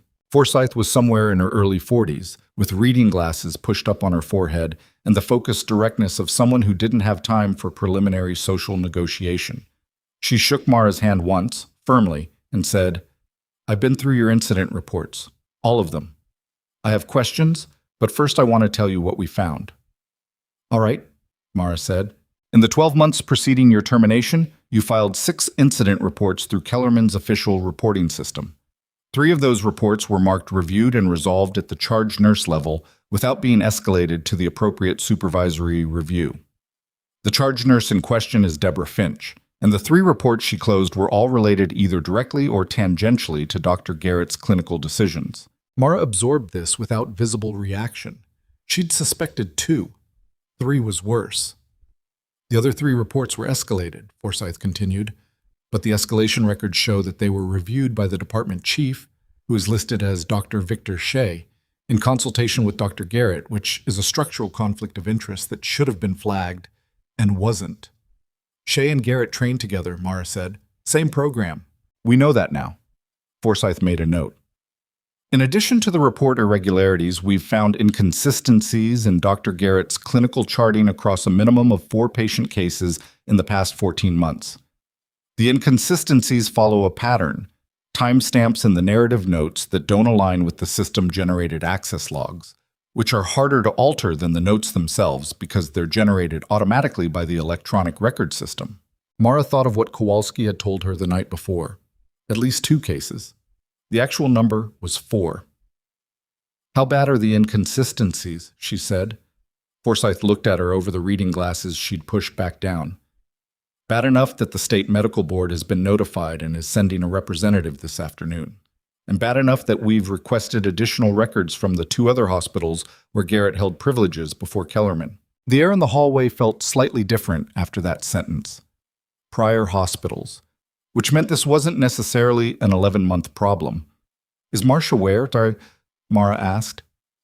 We met with her at 7 a.m. She was... Forsyth paused, choosing her word. Cooperative. The word cooperative, delivered in that particular tone, meant she understood the trajectory of this and decided to be on the right side of it before the choice was made for her. Garrett? Mara said. He came in with an attorney at 6:45. They've been in the conference room next to ours. Forsyth looked at her directly. He requested to speak with you. I know. He called me last night. We're aware. We'd prefer you not meet with him without one of us present. I had no intention of it. She paused. What happens now? We take your full statement this morning. The state board representative arrives this afternoon and will conduct their own parallel review. Kellerman's administration is in the process of putting together a response to the preservation request, which means a significant volume of internal communications is going to be reviewed. Emails, texts sent on hospital systems, the internal messaging platform they use. Forsyth pulled off her glasses entirely and held them. I want to be honest with you about something. This process is going to take time. It's not going to be resolved today or this week, but the evidentiary foundation is clear, and the direction of it is clear, and I don't want you going into this morning not knowing that. Mara looked at the conference room door. Thank you for telling me. One more thing. Forsyth put her glasses back on. Colonel Briggs submitted a written statement to our office at 5 a.m. He dictated it to Kowalski, apparently, because he didn't trust his hands on a keyboard yet. Something crossed her face that wasn't quite a smile. His statement is emphatic about the quality of your care and the circumstances of your termination and his expectation of how this institution should respond. Emphatic. From Harlan Briggs, who communicated in stripped-down declaratives and had no patience for elaboration, emphatic meant something. He shouldn't have done that from an ICU bed, Mara said. No, Forsyth agreed. But he did. She gave her statement for 2.5 hours. Not dramatically. It wasn't dramatic. It was meticulous. The way good documentation was meticulous. Forsyth and the investigator asked precise questions, and she gave precise answers. And when she didn't know something precisely, she said so. Because the worst thing you could do in a formal statement was overstate what you knew and have it unravel later. She walked them through 11 months, case by case, the incident she'd documented and the one she hadn't, the verbal dismissals that left no record, the meetings where her clinical input had been talked over, the gradual accumulation of small exclusions that individually meant nothing and collectively meant everything. The investigator's pen moved steadily. At one point, Forsyth asked, was there any single moment where you considered leaving rather than continuing to file reports? Mara thought about the honest answer before she gave it. Yes, about 6 months in. I looked up transfer opportunities at 2 other facilities. She paused. I stayed because of the patients. I knew what I was seeing in that ER, and I knew that if I left, the pattern continued without a record. You believed the documentation would eventually matter. I knew the documentation would eventually matter. I just didn't know the timeline. Forsyth looked at her for a moment. It mattered yesterday. Yesterday accelerated the timeline, Mara said. It would have mattered anyway. At 2:17 p.m., Deborah Finch was escorted to the HR department by the hospital's chief compliance officer. Mara heard about it from Tomoko, who appeared in the hallway outside the ICU with the slightly stunned expression of someone processing a significant institutional shift in real time.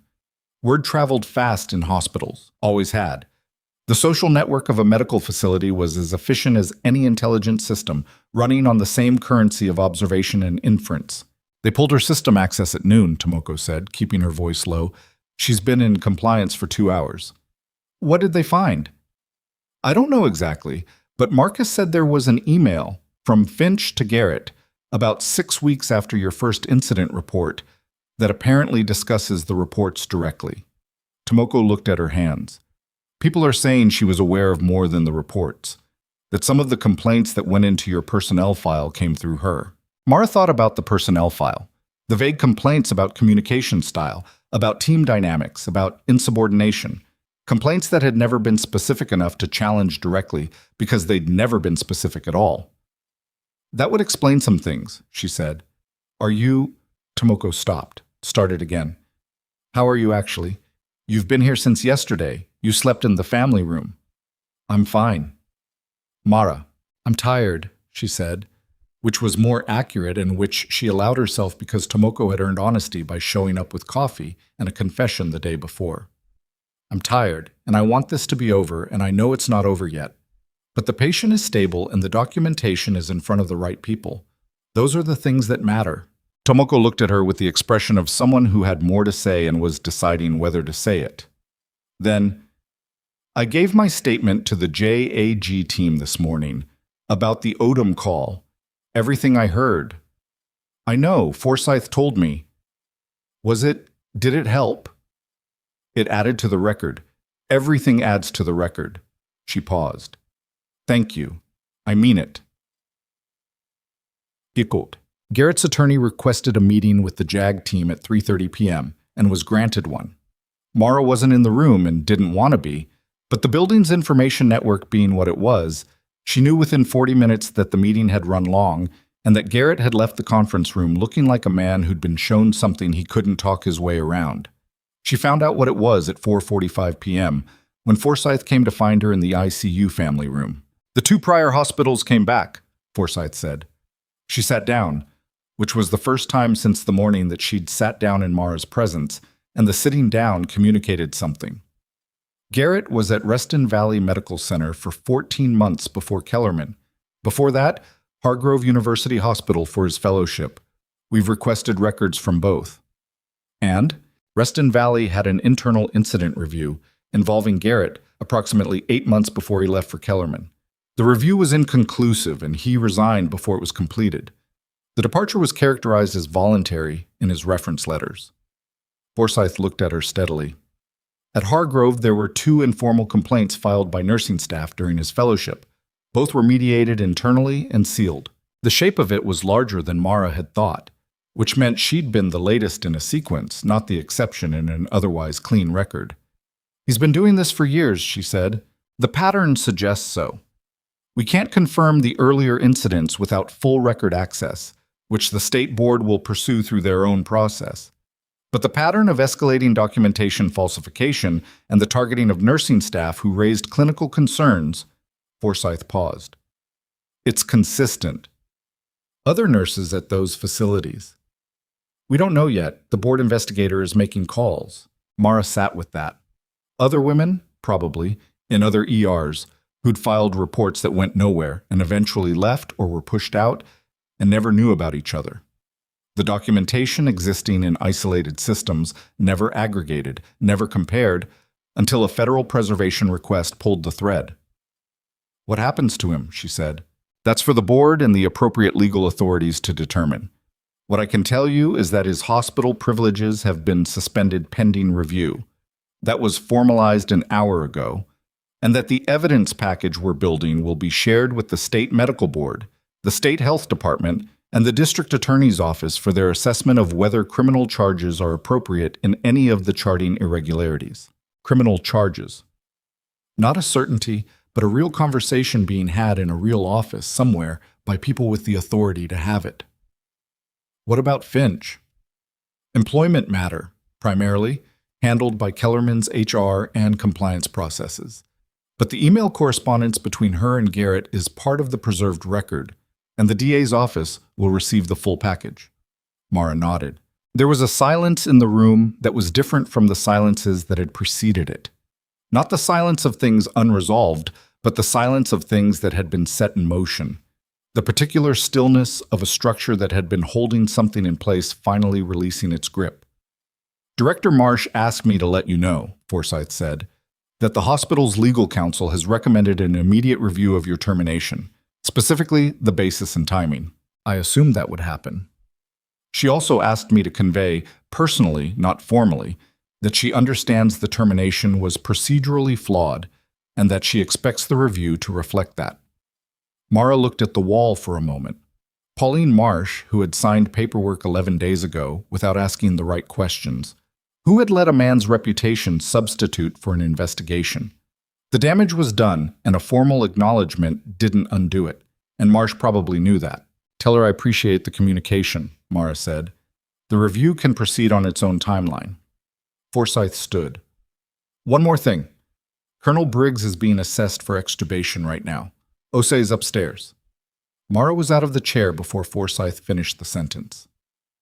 Osei extubated Briggs at 5:12 p.m. The process was not elegant, it rarely was, the body resisting the removal of a tube that had been breathing for it, and then remembering how to do the work itself, a sequence of coughing and resistance and the particular raw sounds of an airway reclaiming itself. Briggs went through it the way he went through most things, without complaint, with considerable visible effort, and with his eyes open the entire time looking at whatever point he'd fixed his gaze on as an anchor.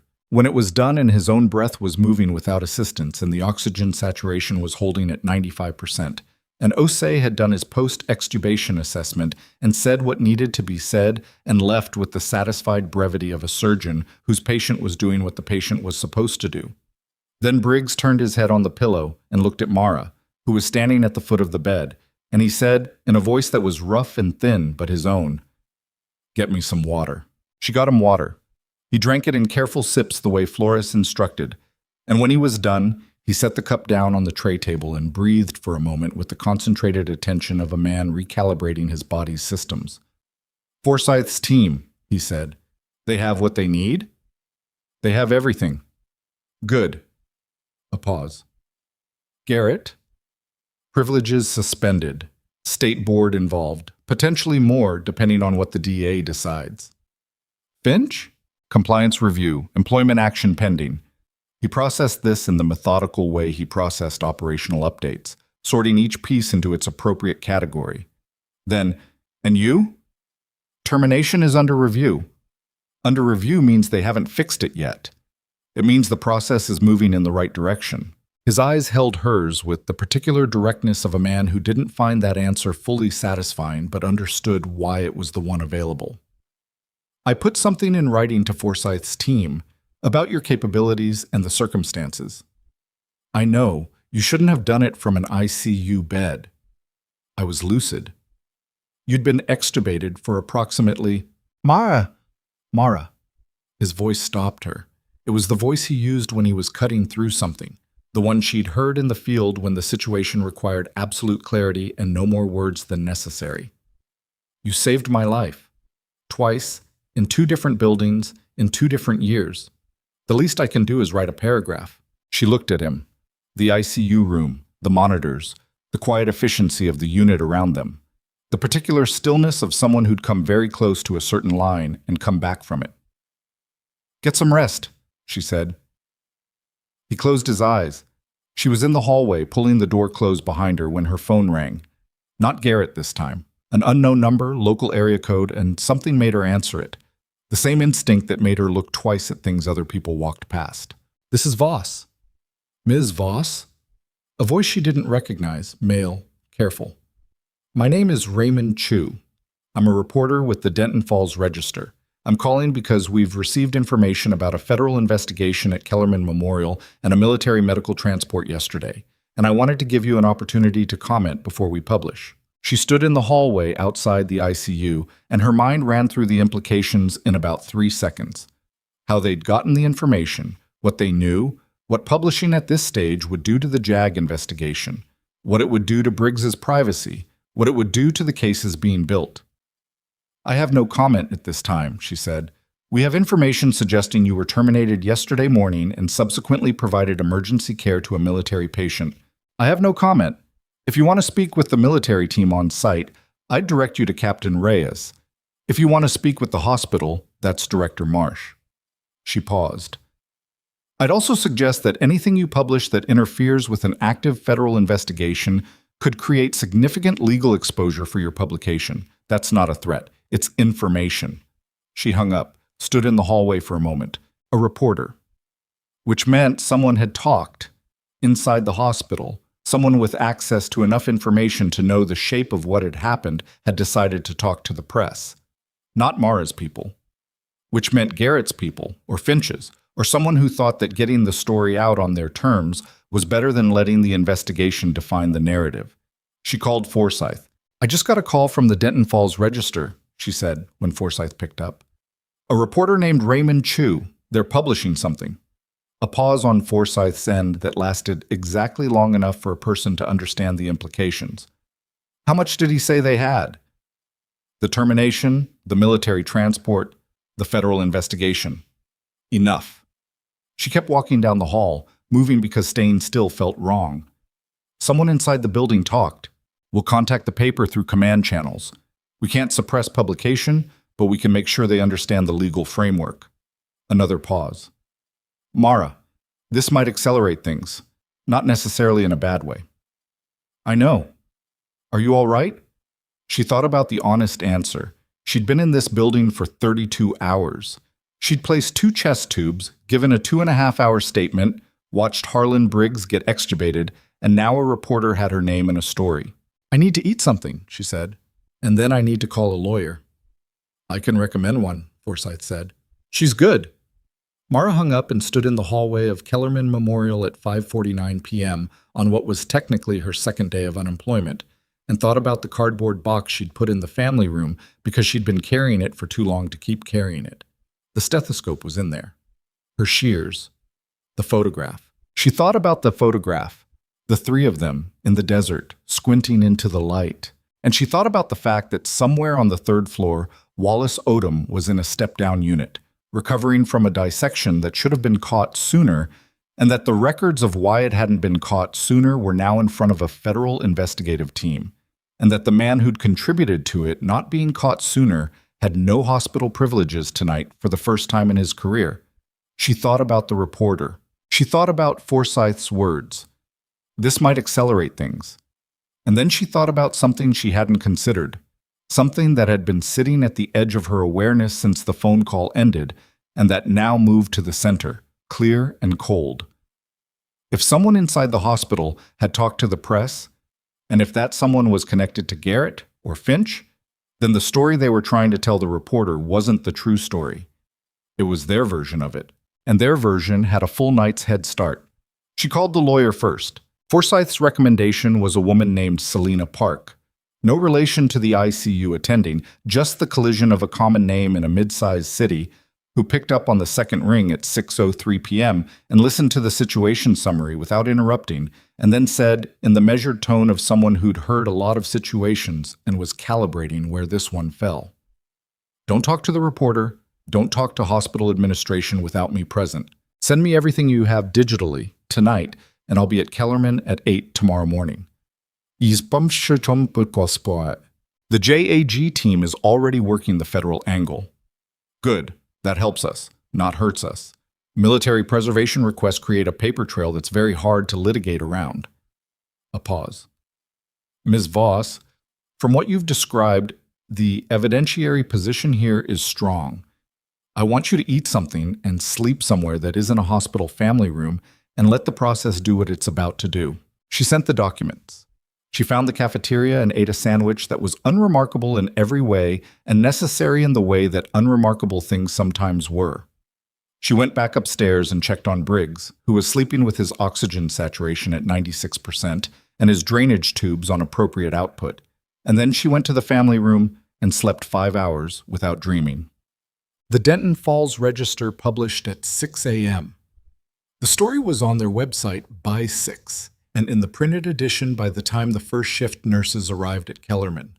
Mara read it on her phone in the family room before she'd fully woken up, in the gray pre-dawn light coming through the single window, and she read it carefully the way she read everything that mattered, looking for what was accurate, what was distorted, and what was missing. What was accurate? The military transport, her termination, the federal investigation, the chest tube procedure. The reporter had confirmed facts. What was distorted? The framing. The story had been fed from a source close to Garrett's position. She could feel it in the language, in the subtle weight given to procedural irregularities and unauthorized medical intervention, and the quote from an unnamed hospital official describing the situation as complex and under review. The narrative it constructed was of institutional confusion rather than institutional failure, of competing versions rather than documented evidence. What was missing? Wallace Odom, the charting inconsistencies, the other hospitals, the 3 incident reports Finch had buried, everything that had happened before yesterday, which was the entire foundation of everything that had happened yesterday. Their version had gotten to print first, but it had gotten there incomplete. She called Forsyth at 6:30 a.m. I saw it, Forsyth said without preamble. We've been in contact with the paper's editor since 5:30. The JAG office has provided a formal statement correcting several factual characterizations. A pause. The editor has agreed to run a follow-up. Our statement will be the foundation of it, and the reporter, Chu, called us directly after publication. He's not hostile. He was fed a partial story, and he's aware of it now. What did you tell him? That the full investigative record will be made available through appropriate channels when the investigation concludes, and that the record will speak clearly for itself. Another pause, shorter. Mara, the State Medical Board's representative has been here since yesterday afternoon. They completed their preliminary review last night. I've been briefed. Something in her tone had changed. Not toward worse, toward something more weighted. The shift in a voice that was carrying information it knew mattered. How bad is it? Mara said. 4 confirmed cases of altered documentation across Garrett's time at Kellerman. 2 additional cases flagged for further review. In the 2 prior hospitals, Reston Valley has confirmed an internal review that ended inconclusively. We now have the full file, which didn't end inconclusively. The conclusion was suppressed when Garrett agreed to resign. At Hargrove, the 2 sealed complaints have been formally unsealed at the board's request, and both involve nursing staff who raised clinical concerns that were subsequently dismissed. Jean Botten, 6 years. The pattern ran 6 years across 3 hospitals, and in each place the mechanism was the same.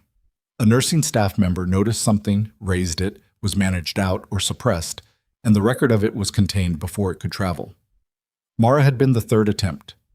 She'd been the one who kept documentation precise enough that containment failed.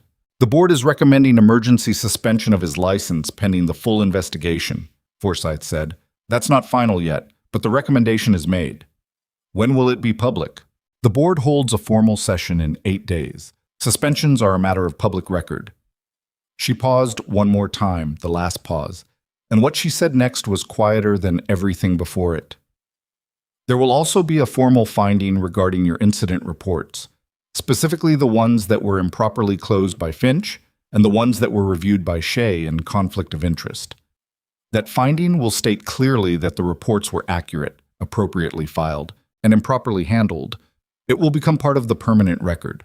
The family room was still and gray and smelled like recycled air and old coffee, and Mara sat in it with her phone against her ear and felt something she didn't have a precise name for. Not relief exactly, because relief implied the possibility of the alternative, and she'd known from the beginning that the documentation was solid. Something more like the sensation of a weight setting down, a thing she'd been carrying at a particular angle for a long time, finally placed on a flat surface where it could be seen for what it was. "Thank you," she said, "for being straight with me throughout." "Thank you for the documentation," Forsyth said. "It made everything else possible." Selena Park arrived at 8, carrying a leather bag and the purposeful calm of someone who'd reviewed documents until midnight and arrived ready to work. She was in her mid-40s, efficient, with the particular quality of a lawyer who'd spent years in employment and medical liability work, which meant she'd seen the machine from both sides and had stopped being surprised by what it did to people. They met in a conference room with Forsyth and the hospital's outside counsel, and the conversation was precise and documented and lasted 2 hours.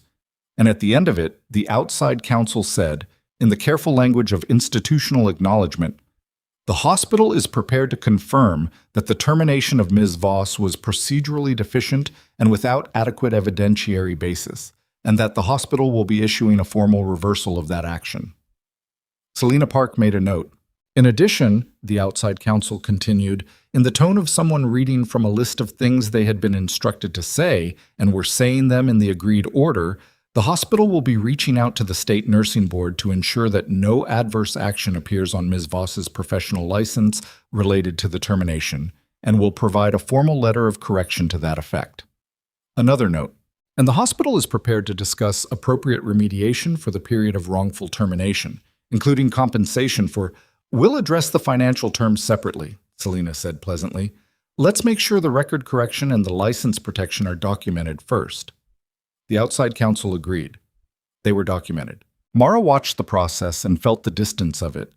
The way things that had been acutely personal became procedural in formal settings, converted into language that was precise but stripped of the actual experience. the way legal resolution always worked. The inadequacy of it was part of the package. There was no document that accurately described what 11 months of being systematically dismissed felt like, what it cost, what it did to the relationship between a person and their own judgment. The paperwork didn't touch that. The paperwork addressed the record. The record mattered. She reminded herself of that when the distance got uncomfortable. The record mattered because the next nurse who came through Kellerman would work in a system where the record had been corrected, and Garrett wouldn't be part of it, and the mechanism that had buried incident reports for 6 years was being dismantled in front of a federal investigator, a state board representative, and a JAG attorney who took notes on everything. That was what the paperwork was for. She went to see Wallace Odom at 10:30. He was in a step-down room on the 3rd floor, sitting up in bed with a breakfast tray he'd mostly finished, watching news on the mounted television with the volume low. He was 63 and still looked like a man who'd been through something significant, the particular fragility of recovery visible in the careful way he held himself, the pallor that hadn't fully lifted. But his eyes were clear and he turned them toward her when she came in, and they registered recognition. "Nurse Voss," he said. "Mr. Odom, I just wanted to check in. I heard you were moved to step down." "Yesterday morning." He looked at her steadily, the way older men sometimes looked at people they were trying to accurately assess. "I heard some things about what happened. Don't believe everything you hear in hospitals. The nurse who brought my dinner last night told me you got fired the same morning they landed military helicopters on the roof." He paused. She seemed to think it was connected. Mara sat in the chair beside his bed. "How are you feeling?" "Better than I should be, they tell me." He turned the television volume down further. "The doctor who initially treated me, the one whose decision you questioned, she didn't confirm or deny anything with words, just held his gaze. I want you to know," he said carefully, "that I heard, in the room, when you called him. I was scared, and I was pretending not to listen, but I heard what you said to him, about my symptoms, about what you thought it might be." He stopped, and I heard what he said back. The room was quiet. "When they finally ran the scan," he continued, "when the surgeon came in and explained what it was, what it would have meant if it had gone longer, I thought about that, about you being right and nobody listening." He looked at his hands on the blanket, the hands of a man who'd nearly not had any more days to use them. "I don't know what's happening with all of it, but I wanted to say thank you to your face." Mara looked at him, at the breakfast tray, at the window beyond him showing a slice of Denton Falls morning, flat Nevada light on concrete and dry hills. "You don't need to thank me," she said. "I was doing my job. Somebody else's job would have let me die." She didn't have an answer to that, not one that would add anything. She sat with him for a few more minutes, talking about his recovery timeline, about the follow-up cardiology appointment being arranged, about the things that were practical and forward-facing. When she left, she shook his hand, and he held it a moment longer than a handshake required, and she let him. At noon, Preston Garrett's medical license was formally suspended by emergency order of the State Medical Board. She didn't hear about it in the building. She heard about it because Selena Park texted her a link to the board's public announcement, which had been posted to their website at 11:58 a.m. with the language boards used for these things. Pending investigation of alleged violations of professional standards, including falsification of medical records and conduct detrimental to patient safety. His name, his license number, the word suspended, public record, available to anyone who looked. She read it standing in the second-floor corridor and then put her phone in her pocket and stood there for a moment. Around her, the hospital moved in its ordinary rhythms. A cart going past, an overhead page, two nurses talking at the end of the hall, in the shorthand of people who worked together and had developed their own compression of language. The ordinary life of a medical facility, continuing. Deborah Finch had been placed on administrative leave the previous afternoon. She had not come into the building this morning. Her system access was revoked. The 3 incident reports she'd closed without escalation were now part of the federal preservation record, and the email the hospital's compliance team had found, the one Tomoko had mentioned, from Finch to Garrett, discussing Mara's report 6 weeks after the first one was filed, was in Forsyth's hands and would go to the DA's office with the full package. Dr. Victor Shea, the department chief, had been placed on administrative review for the conflict of interest in overseeing the reports that implicated his former training colleague.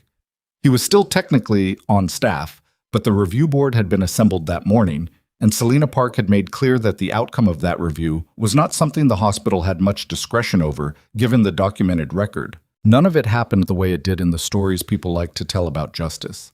Not in a single dramatic moment, not with everyone gathered in a room, not with a speech or a confrontation or a door slamming. It happened in increments, in documents, in formal proceedings and careful language, and the slow institutional reckoning that was unglamorous and absolutely necessary. The real work of it was administrative. It was timestamps and preserved emails and a board convening in a conference room to review a pattern that should have been caught years ago and hadn't been.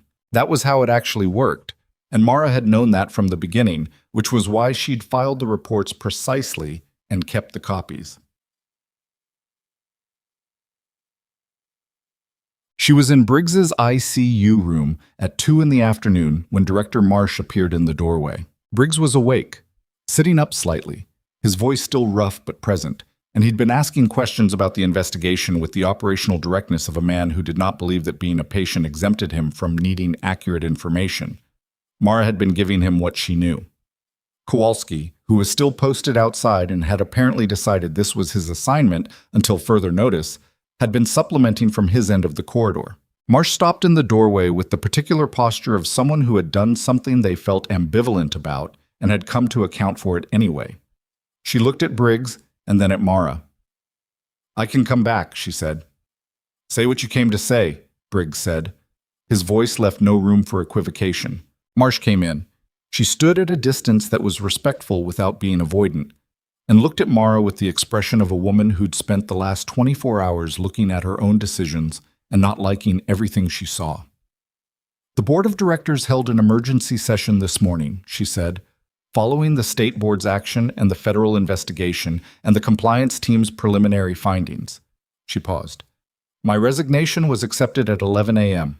Mara looked at her. Marsh's face was composed in the way of someone who'd made a decision and arrived at the other side of it. Not broken. Pauline Marsh wasn't a broken person, but altered. The particular change in a person's face when something they'd built has come apart, and they've stopped arguing with the fact of it. "I signed that paperwork," Marsh said, "because I was told a story and I didn't verify it the way I should have. That's on me. Not on Garrett, not on Finch. I had an incident report in front of me, and I should have read it more carefully." A pause. "I should have read it at all." "Yes," Mara said, "you should have." It wasn't forgiving and it wasn't cruel. It was accurate. Marsh seemed to understand the distinction. The board has appointed an interim director who will be overseeing the restructuring. There's going to be a full review of incident report protocols, supervisory structures, and the complaint process. She looked at her hands briefly. "That's not enough. I know it's not enough, but it's what I can tell you is happening." "It's a start," Mara said. Marsh nodded once. She looked at Briggs, who had been watching this exchange with the stillness of someone who was letting it run its course without intervention. "I hope you recover well, Colonel." "I plan to," he said. She left. The room settled. Briggs looked at Mara. "You handled that well." "I didn't do anything." "That's what I mean," he said, which was the second time in 2 days that someone had said that to her, and she thought maybe she was starting to understand what they meant by it. Forsyth came to find her at 4 p.m. with the JAG investigator and a folder that she placed on the family room table with both hands, the gesture of someone setting down something that had weight. "The formal finding is complete," she said, "regarding your incident reports and the circumstances of your termination. I want to read you the relevant section." Mara sat down. Forsyth opened the folder. She read without preamble, the formal language of an official finding, which was dense and precise and not designed for drama, and was the most significant thing Mara had heard in 11 months. The finding stated that the 6 incident reports filed by Mara Voss were accurate, appropriately documented, and properly submitted. That 3 had been improperly closed without required escalation. That the remaining 3 had been reviewed in a process compromised by undisclosed conflicts of interest. That the termination of Mara Voss was executed on the basis of complaints that the investigative record demonstrated were fabricated or materially distorted. That the termination was wrongful, retaliatory in nature and without evidentiary foundation. That the record should reflect that Mara Voss acted with professional integrity throughout the relevant period, that her clinical judgment in the cases documented was accurate, and that her conduct represented the standard of care the patients in her charge deserved. Forsyth closed the folder. The investigator was looking at the wall. Forsyth was looking at Mara. Mara sat with it. The language. The words professional integrity. The words her clinical judgment was accurate. The words the standard of care the patients in her charge deserved. She'd known.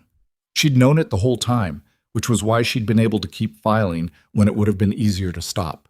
But there was something different about knowing a thing and having it stated in a formal document by a federal investigative body, something that moved in her chest when she sat with it, something that she didn't have a clean word for and didn't try to name. "Thank you," she said. "There's one more thing," Forsyth said. She reached into the folder and produced a second document, separate, on different letterhead, the header of a military command office. Colonel Briggs submitted a formal recommendation 3 hours ago. He does this, apparently, from ICU beds, with a borrowed phone and very deliberate handwriting. A small thing crossed her face. He's recommending you for a position with the Joint Military-Civilian Trauma Integration Program. It's a federal initiative, still in early stages, designed to bridge military field medicine protocols with civilian trauma care. The program director is looking for people with dual-track backgrounds. She paused. It's not a nursing position. It's a training and protocol development role. Building the frameworks, teaching. Mara looked at the document, at the header, at Briggs's recommendation, which she didn't read in full because it was his words about her, and she wasn't ready to read them in a room with other people present. "I didn't ask for that," she said. "I know," Forsyth said. "That's why it means what it means." She went home that evening for the first time in 2 days. Her apartment was the same as she'd left it, small, organized, the particular ordered sparseness of someone who'd spent years in environments where excess wasn't practical and the habit had outlasted the necessity. She stood in the kitchen and drank a glass of water and looked at the window and the ordinary Denton Falls evening beyond it. She thought about what Forsyth had said. Building the frameworks. Teaching. She'd spent 11 months in a hospital where the frameworks were broken and the institutional knowledge of how to fix them existed nowhere in the official structure. Where a nurse who'd spent years building competency in the hardest possible conditions could be dismissed by a man who'd never worked outside climate-controlled corridors. And the mechanism for correcting that could be suppressed by a charge nurse with access to a software system. She thought about the other hospitals, the women before her who'd filed reports and been managed out, and never knew the reports existed in a preserved record somewhere, never knew they weren't alone, never knew the pattern had a shape. You couldn't fix what you couldn't see. And you couldn't see it until someone built a system that made it visible. She was good at building systems. She'd been doing it informally for 11 months. Building a documentation system, a record system, a time-stamped account of a pattern that an institution was trying to keep invisible. She'd done it the only way available to her, as a single nurse with a phone and the discipline to write things down precisely. What happened when that work was done at scale, with federal backing and institutional authority and the ability to reach not just one hospital, but the entire bridge between military and civilian medicine? She didn't have an answer yet, but she had a sense of the shape of the question. She pulled the cardboard box out from where she'd put it near the door. She'd brought it home after all, in the end, and set it on the kitchen table.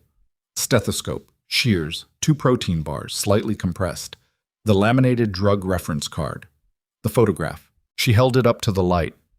3 women in front of a military transport vehicle in a desert she didn't name, squinting into a sun that was very bright and very far away now. She was on the left, younger, with the slightly compressed expression of someone who'd just come off a hard shift and hadn't slept enough. The woman in the middle was laughing at something off-frame. The woman on the right had her eyes straight at the camera with the particular look of someone who took photographs seriously. She didn't know where the woman on the right was now. She hadn't kept up with everyone. She put the photograph on the kitchen counter where she could see it, and she put the stethoscope on top of the box, and she sat at the table and didn't do anything for a while. That was allowed.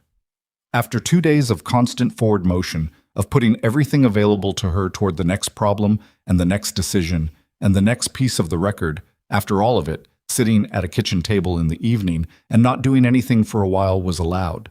She'd learned that slowly, over years, the particular lesson that the people who worked hardest in the worst conditions also had to learn. That stillness wasn't weakness, that processing wasn't delay, that the work didn't require the erasure of the person doing it. She'd been erasing herself, in small ways, for 11 months, keeping her head down, filing the reports and absorbing the dismissals and telling herself that the documentation would eventually matter, would eventually do what she'd built it to do. It had been true. The documentation had mattered, but somewhere in the discipline of the strategy, she'd also stopped fighting for herself as a person, had converted herself entirely into a function. The function of the nurse who kept filing, the function of the record. And the cost of that was something she was only now, in the quiet kitchen, beginning to assess. She was 37 years old. She was a decorated combat medic and a trained trauma nurse, and she'd just been offered the chance to build something that didn't exist yet, something that could reach further than any single ER shift or single incident report. She had her stethoscope and her shears and a photograph, and a letter of formal vindication, and a recommendation from a man who'd updated her contact information from a field location while managing an active operation because he trusted her with his life. That was not nothing. That was, in fact, the only kind of something that had ever mattered to her. She poured another glass of water and drank it at the window, looking at the lights of Denton Falls coming on as the evening settled in. Ordinary lights, ordinary city, the unremarkable backdrop of an unremarkable desert town where something had happened this week that she suspected would matter for longer than anyone currently involved could fully see. The world was full of people doing their jobs in systems that were designed, subtly or obviously, to make that harder than it needed to be. People who filed the reports and got managed out. People who knew what they were looking at and said so and were told they were wrong.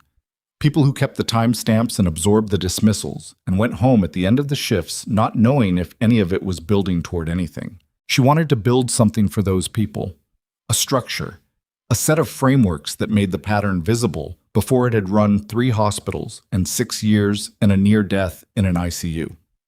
She wasn't sure yet what that looked like in practice, but she knew the shape of the need because she'd lived it, and there was no better foundation for building something than having needed it and not had it. In the morning, she would call Forsyth. She would call Selena Park about the remediation terms. She would go back to Kellerman and check on Briggs and check on Odom and finish the documentation that needed finishing. And then she would write back to the program director whose letterhead was on that recommendation. She would say yes. People called women like her quiet. They meant it as a diminishment. Quiet as a synonym for passive, for easily overlooked, for safe to dismiss. What they never understood, what they consistently failed to understand even after the evidence was right in front of them, was that quiet was not the absence of force. It was the patience to aim it. She set her glass down and turned off the kitchen light. And outside the window, the lights of Denton Falls held their small, ordinary place in the dark, and she stood in it for a moment before she went to get some rest.